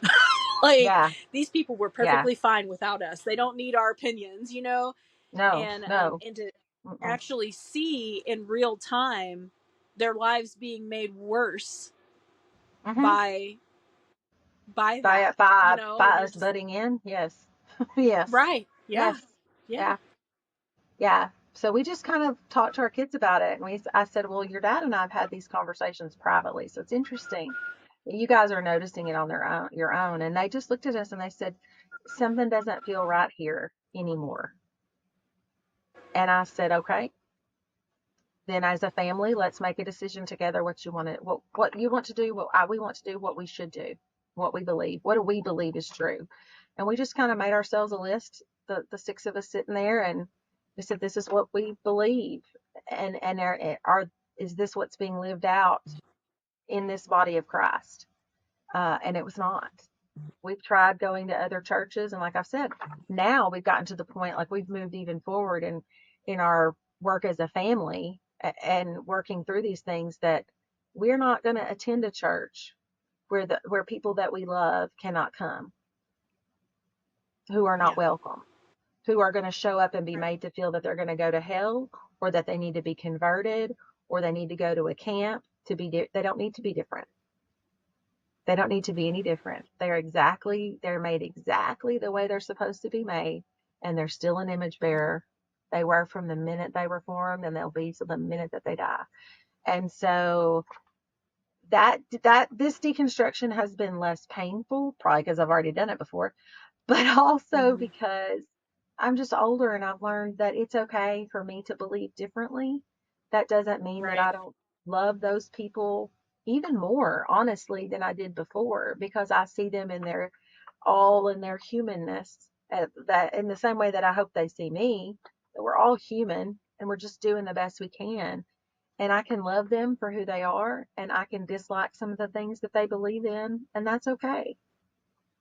You don't have to throw the baby out with the bathwater, but we also don't have to go to church and sit next to each other and pretend nothing's wrong with what's going on.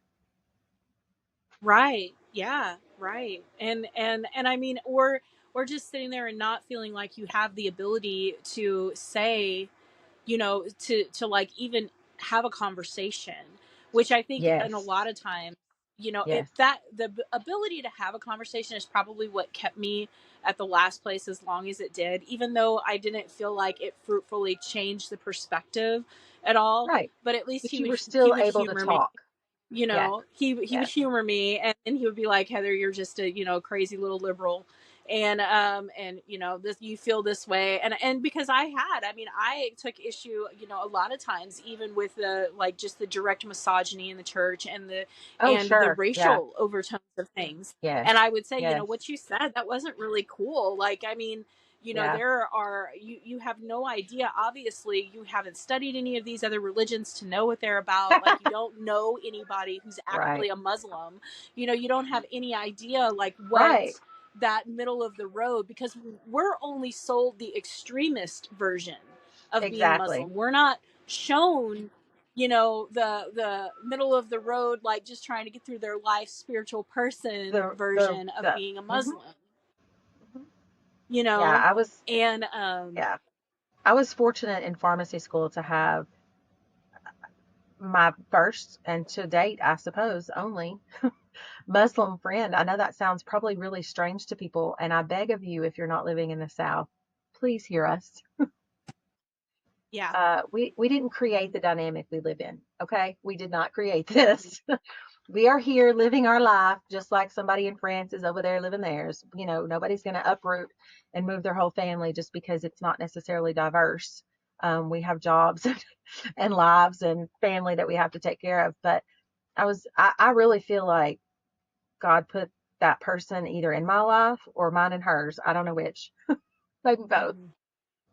She, absolutely precious, the friendship that I gained with her, and the knowledge about that religion and their faith, and just her patience, her absolute patience and loving kindness to explain things to me and let me ask any question that I wanted to ask.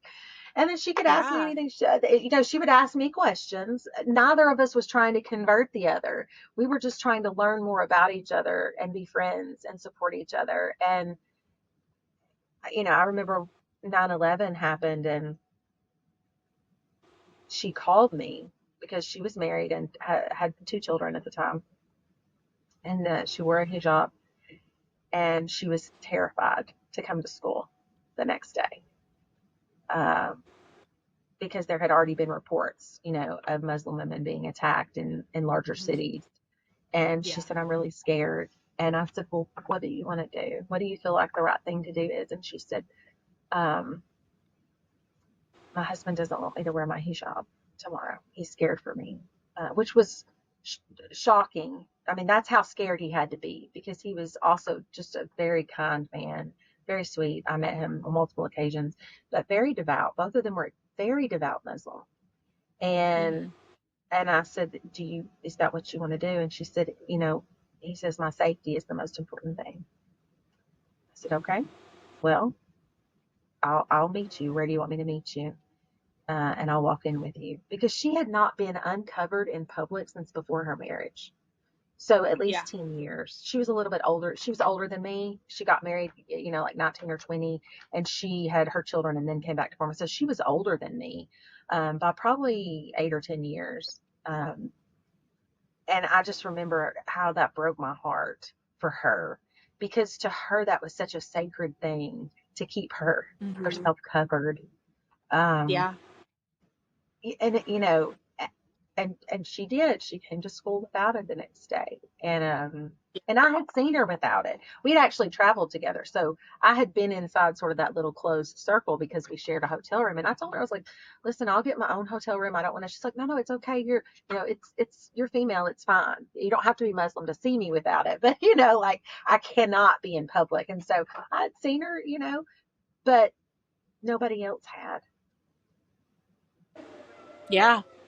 And Uh, it's so weird that we were like there in school at the same time, I like know, only isn't me in a that different wild? college. That That's is so wild because I crazy. remember That's I was in wild. clinical that day. I was in Yeah, clinical the day yeah, 9/11 happened. Yeah. yeah. And it was just, and it's so, and I mean, of course, that there are other things that come into play in as far as my deconstruction journey, and like I Right. do identify as a witch. I'm a Jesus loving witch. I believe in Jesus. I do that, but the reason that I have chosen to identify that with that, even though there's like such a negative connotation, is that witch is derived from the word witcha, which Hmm. means wise woman. And so to me, witch isn't, like the antithesis of Right. Christianity. Right. It's just that Right. I have taken the time to educate and really, really dig down deep in what I do believe, Right. and what makes sense to me in my soul, and what helps me heal and helps me get past things. And I just haven't found that, no matter what flavor of the Christian faith I have tried, that it helps me do that. And if the only thing that I feel is fear, anger, and shame when I walk in or out of the door of the church, Yeah. I don't see Yeah. how that helps me move Right. forward. And, I've had people say, oh, but it's not God, it's the people. Yeah, well, the people are who you have to spend time with in the church. Like going through COVID and stuff, I had seen pastors telling their congregation members not to be vaccinated, that it was the mark of the beast. And I Yeah. have seen Yeah. churches decimated, Mhm. like, and I was just From like, and I'm like, ignorance. that's not your place. That's not your place. Like, Yeah. Jesus didn't make you an expert in medicine. Right. Like he didn't. Right. How did we get here? Like, and Yeah. I don't Yeah. I don't fault anybody for choosing to take a vaccine or not take a vaccine. Please don't take that the wrong way. Your body is Right. your body, and Right. you should be able to do with whatever the hell you want to do with it. I mean, that's your choice, but I feel like it was so out of pocket for people who had so little understanding of the vaccine just in general, to to Right. to feel comfortable enough to stand up in front of a congregation, and tell people that they shouldn't be vaccinated. Like that is Yes. just, Yeah. Yeah. you don't know the situation of every single Right. person. And it's so unfortunate, especially, like when you're in the nursing home, and COVID came through our nursing home a week before we were supposed to get our first vaccine. So pissed we didn't make it. Yeah. Yeah. And losing all of those lives, and the damage and the wreckage it's got. And I'm thinking to myself, and there are actually people who are in churches right now, like, Mhm. equating this to some sort of spiritual event, and I'm just like, Yeah. oh, Yeah. it if there wasn't a nail in the proverbial coffin before then, That was it. that's when it that was That's it what it that hit. was I was just like, yeah, I'll never, and I don't, we talk about God, we talk about religion, we talk about different things, but, Yeah. I just don't, I can't get on board. I can't ride the train. We've talked about as I said, right now we do not attend church. And then, again, it's not that I would never. It's just I haven't, and there's no. I know what people are also going to say. Well, there's no perfect church. I know that. Didn't ask for the perfect one. Sure. Just asked for one that actually follows what Jesus said, which was love your neighbor. You know. Yeah. I would Um, really love like a Unitarian Universalist church. I think that would be fly. Like I could do that, but there's only one and it's an hour and a half drive. yeah, So, yeah. you know, that's a So long way to go for that's a fellowship that long doesn't way. really, yeah. Yeah. So for now, we do home. We discuss things. The younger ones and I have talked about doing our own sort of Bible study. Again, I've got one with special needs, so his level of understanding is far less than his older brother and older sister. I Hmm. have one child that, as of right now, is agnostic because of what she experienced during COVID and directly after. And that Hmm. has nothing, that honestly had nothing to do with me. I didn't even know the child had decided she was agnostic. Um, I was a little, you know, taken aback. As someone who used to be a Christian writer, but I also respected the fact that she's her own person and she has to work through her spiritual journey with God, Yeah. or whatever Mhm. higher power that she believes in. And so I just am supportive and I'm here.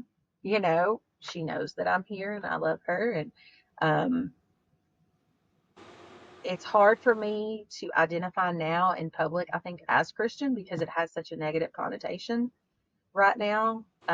We've got all of these folks who are saying and doing some crazy, crazy, horrible things in the name of Christianity. Yes. So I guess what I would say is, yes, I believe in God, and I I'm a Christ follower, and that's who I look to. Yeah. That's I mean, for me, Jesus is that's my it. homeboy. Jesus is my homeboy and Mary is my homegirl. Like to me, I enjoy a nice balance of, the divine feminine and the masculine and like I said, even from a young age, I've always felt this call towards her really, Hmm. and I think probably because, healing innately is in me as, you are a healer Right. too, Hmm. that Yep.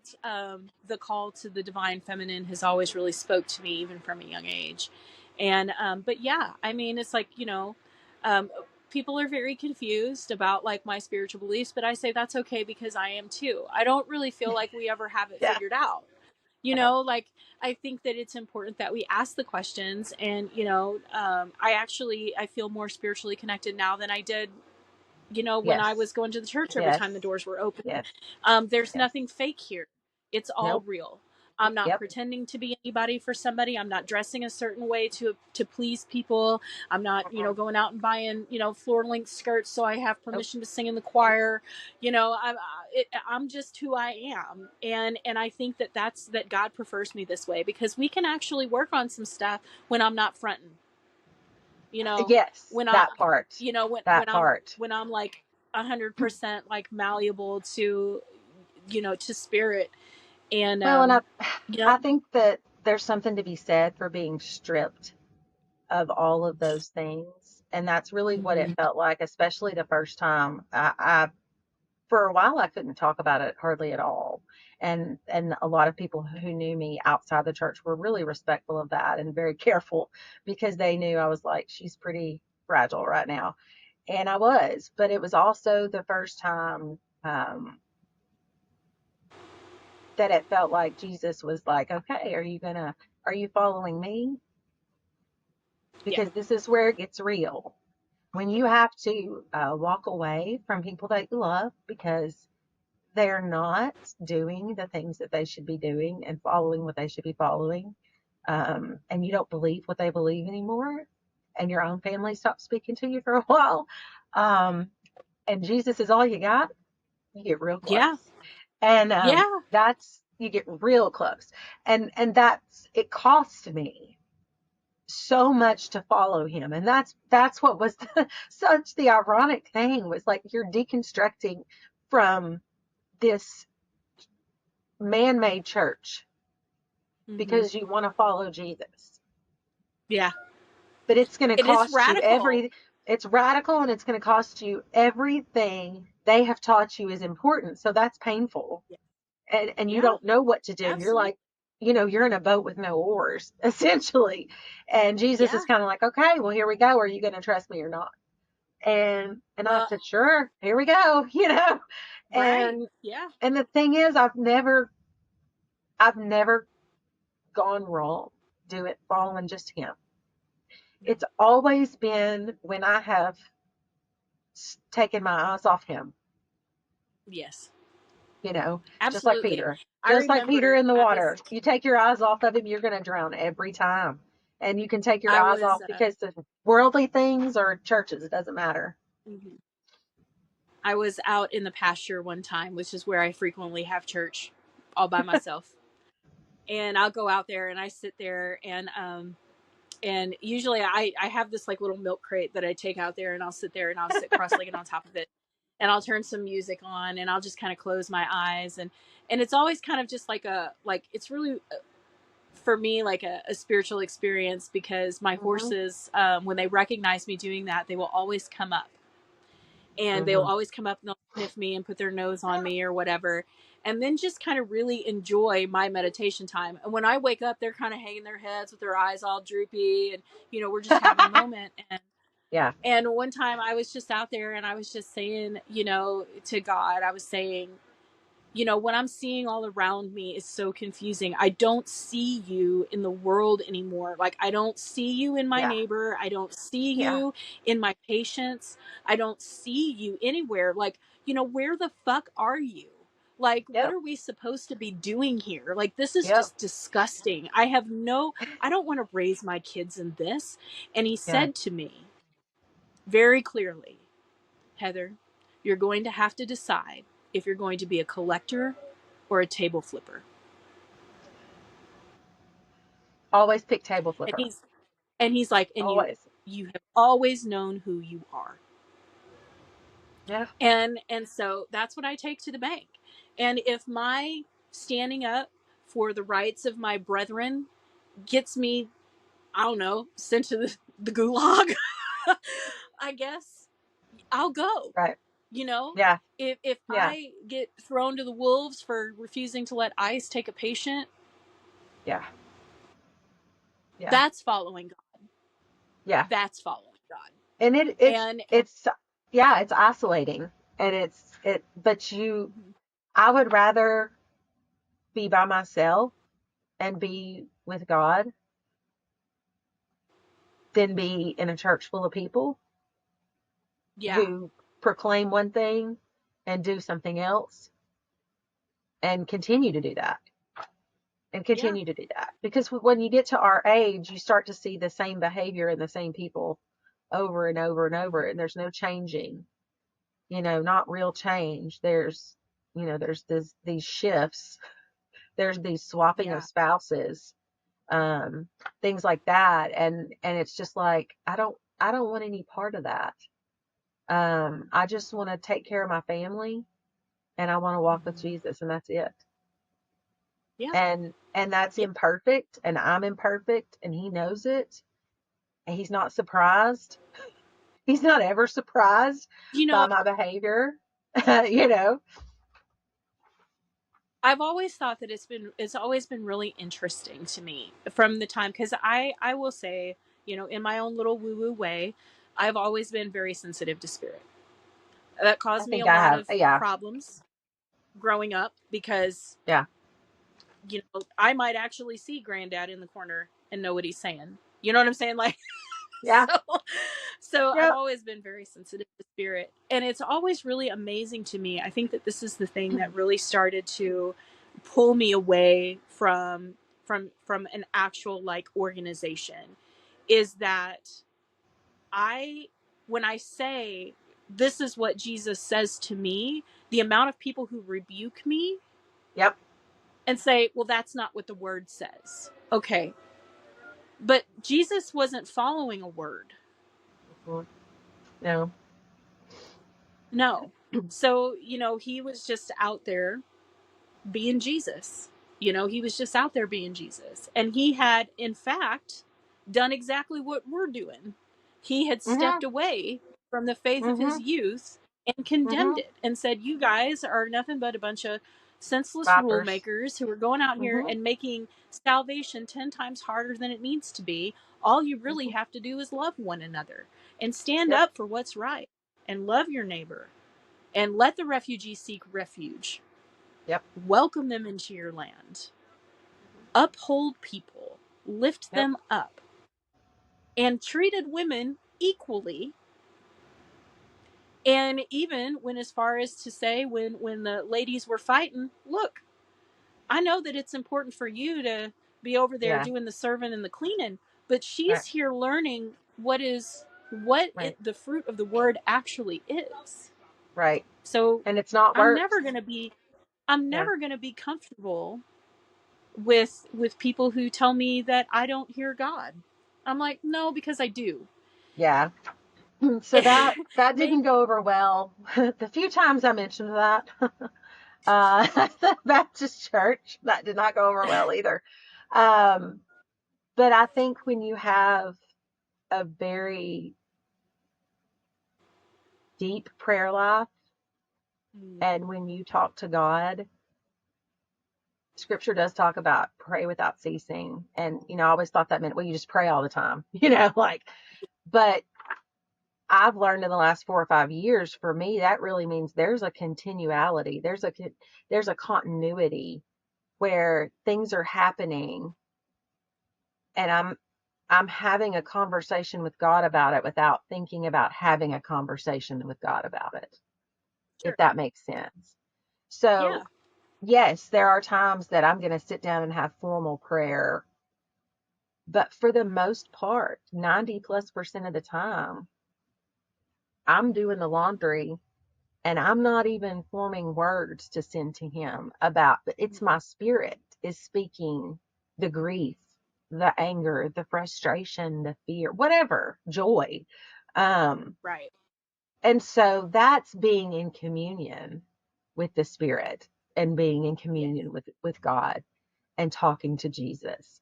And so when you are struggling or when you have questions and you're in those moments and words come to you, where are they coming from? Am I supposed to say that my own mind came up with this idea? That Mm-hmm. my own mind? I don't believe that really, because it's too far beyond my comprehension. I would have never come up with whatever that answer was myself. I didn't say to myself, you know what's going to make this better? Go find a new husband. Go buy a yacht. I mean, no, that's not what's coming out. Right. It's not. It is these deep, I wouldn't even say philosophical, but I would just there, and it Mm-hmm. always returns back to love. It is always involving what does it look like to love one another, to to serve one another, to help your Right. brother or sister in need.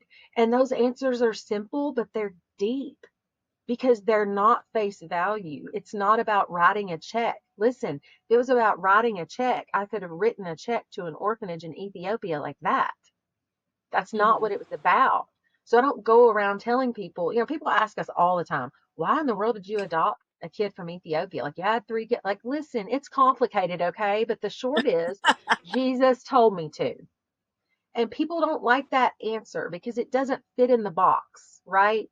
They want it to Right. be, well, I heard this worship or I heard this or, at church. And so I was moved to, no, listen to me. It was 2:30 in the morning and I was praying and crying over the children that were orphaned in the world and said, God, what do you want me to do? Like, I can't live with this, but I can't do anything about it. And I knew immediately what I was supposed to do, and it didn't involve a check. Now, who comes up with that? Not a human being. A No. rational human being at 2:30 in the morning by themselves on the floor of their living room praying to God doesn't go, I've got this great idea that I'm going to adopt a kid who's going to end up having special needs and rock my whole world for the rest of my life. They're not. They're not. That's That's a God thing.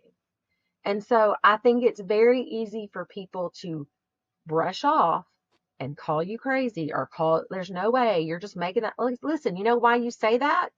Because you are not walking with him this way. Mm-hmm. You're showing up for all of the things, and that's not what it's about. You're worried about your solo on Sunday. We don't care. I'm sorry. I know that's going to hurt somebody's feelings, but you're worried about your solo on Sunday because the choir's singing and they've asked you. Listen, Jesus does not, that solo's not changing anybody's life. It's Right. not. And and I don't fault people who No, sing it if if you they want choose to to. do. Yeah, Whatever. if that's what you choose, like that, I mean, this is obviously, a conversation that's personal, to the two of us, and I'm not Yes. condemning, organized religion in any No. way. I'm Do just what you saying want. that it doesn't work for me. And I've Mm-mm. tried many flavors. And don't And come for it us could. when we say God speaks to us or we believe that we hear the Spirit because you don't hear Right. it. Hmm. Yeah. I mean, And that's, I'm just, I'm like, it's interesting. I had at my little shop that I work at, I had a person, come in, and we got on the topic, and they were basically telling me, well, you need to come to my church oh, because, yeah, oh, it's you're better. just lost and all this other kind of I'm stuff. not And I'm just lost. like, I said, trust me, I ain't Mm-mm. lost. I said, I'm I'm not not lost. And lost. I said, and I appreciate your concern. And I said, but I probably know the word of God better than you do. And we can talk Yes. about that if you're willing Right. to talk about it. Mm-hmm. And I'm like, but that's not how I find my connection. And good for you. Mm-hmm. I'm not looking to a man to lead me. That's just Mm-mm. not my cup of tea. And Mm-mm. there will be people like, and he's like, well, do you believe that you're divinely gifted as a healer? And I said, I do believe that, but I also know that there are going to be people who will never darken your door, who need someone, who need a person who is open-minded, who will see them without Mm-hmm. seeing their failures, who will walk with them and fellowship with them despite the fact that they've made poor choices, because who hasn't made poor choices? Mm-hmm. And if God wants me to be a voice to those people, then that's fine. I'm fine with that. I'm not trying to be holy. I'm not No. trying to, you know, put on some kind of air. I spent my whole Nope. life, being drugged to church, trying to act a certain way and be a certain way, Yes. and never really We don't. finding any peace in it. And Yes. if there are people who do find peace in it and can go be their whole selves there, then great. I'm just not one of those people. I'm not either. No. We use the term in our house, playing church. We don't play church anymore at this house. Right. We're not playing church anymore. This is, and honestly, in reality, we used that term even when I was going to the Baptist church because that filter had already had fallen. Like once I got Hmm. past that initial ripping and shunning and moved into that next stage of spiritual growth, my filter came off because I was going to say Yeah. something. If I didn't believe that it was biblical or if I didn't believe that it was, kind and whatever, I was going to say something. And that made waves and it caused trouble. And I wasn't everybody's favorite person. And that's okay too. I'm okay with that. I'm still okay with that. Um, clearly, we're here. But I was fortunate at the time to have a pastor who has since passed away. Um, who was a wonderful mentor and welcomed my questions Yeah. and didn't try to change my mind. Listened to what I had to say, shared what he believed. I mean, I didn't change his mind, he didn't change my mind, but we were able to come together and I had so much growth under him. I mean, honestly, I bless his heart, he's looking down, I'm sure from heaven like, girl, I didn't mean for you to leave the We grew church. we I grew meant out for of you to church. stay. I'm sorry, I outgrew it. But he really welcomed that because he knew I had been so stifled and so suffocated, and he wanted to see me grow. And I credit him for. really teaching me to never stop asking those questions and to never stop following just as hard as I could after Jesus and loving people radically, just radically. Yeah. Mhm. I think it's a good policy, quite frankly. Right. Right. And you know, and I'm not saying that like I know that there are people out there who are still very much, in organized religion who Yes, do yes, love rap and who do yes, that. yes, And I yes, have the utmost respect for those people, because it takes a lot of, I think, separation of, yes, your spiritual path, and then not getting drawn into what is actually happening around you, like when the rubber meets the road. yeah, And yeah, I respect yeah, that. It's just not. yeah. Uh, It's not for me. But it's I not for see me. people do it Mm. all the time that I do know are very genuine in their love for other people. And they just keep showing up. They're like, well, church isn't perfect, but I need to be in church and this is the closest thing I can find to what I believe. And hey, I did that for a long time. And if they can keep doing it and it works for them, that's why I'm not critical of them still going. That's why Heather and I are not sitting here saying, everybody leave the church. We're saying, we, we're not saying that. We're saying we left because it was what was right for us in our spirit in order for us to be as close to God as we could be and to do what we feel like He wants us to do. Because we're very different. Heather and I have different beliefs. But we still accept and love what each other believes and support that. But we just can't do it in a church building right now. I mean, that might change. I would love if that changed. I like fellowship at Right. church. I I mean, miss the because chicken and when I dumpling. started down this road, I read everything. I mean, Yeah, yeah, same, I've read same. St. Thomas Aquinas. I read, oh gosh, the Gnostic Gospels. I read, Hmm. the feminine divine, like the Mary Magdalene books. I read Yeah, them all, like, yeah, trying to figure out, what actually is it that's calling me to not, be involved in right. religious life in this way. And so, and I don't think that there are a lot of people who really do that. I don't think that they seek outside their box. And There you once go. I And that's did seek okay. outside my box, I was like, That's okay, okay. I don't think everybody yeah, can handle outside the box, and that's okay. I mean, really, there's no judgment there. Um, Not from sure, me, and I don't think Heather either. It's just that part that mm-mm. wasn't for us. So anyway, so Yeah, Heather, just don't hate I'm me when I say I don't want. right, right, right. Very, very good point.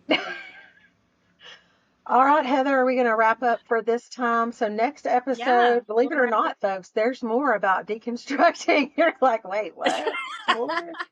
There's more. That's only half of it. There's more. up.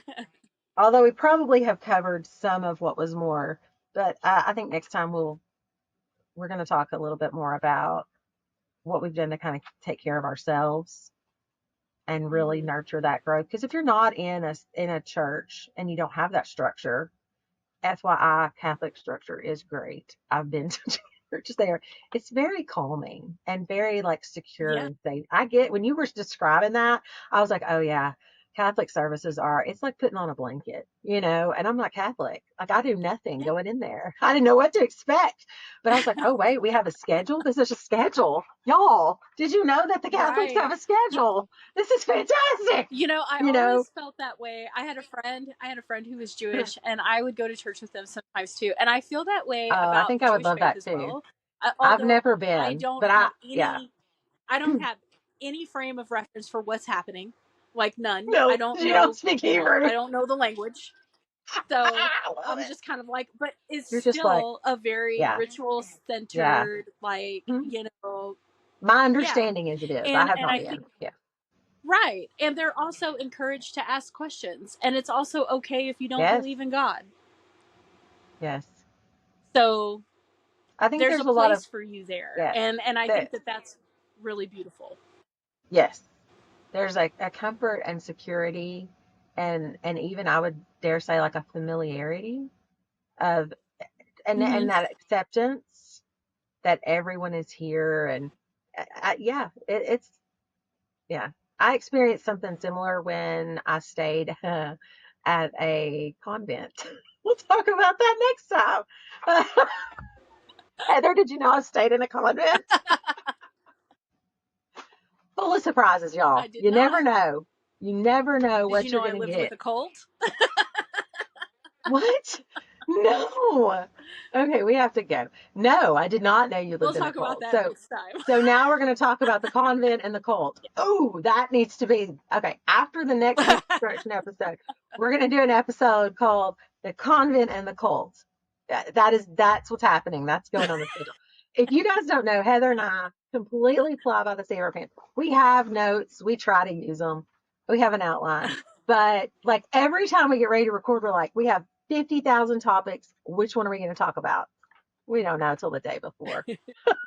So we can't decide because we have ADHD. Oh, I love you, Heather. I'll talk to you soon, okay? Love you too, girl. Talk to you later. Bye. Bye.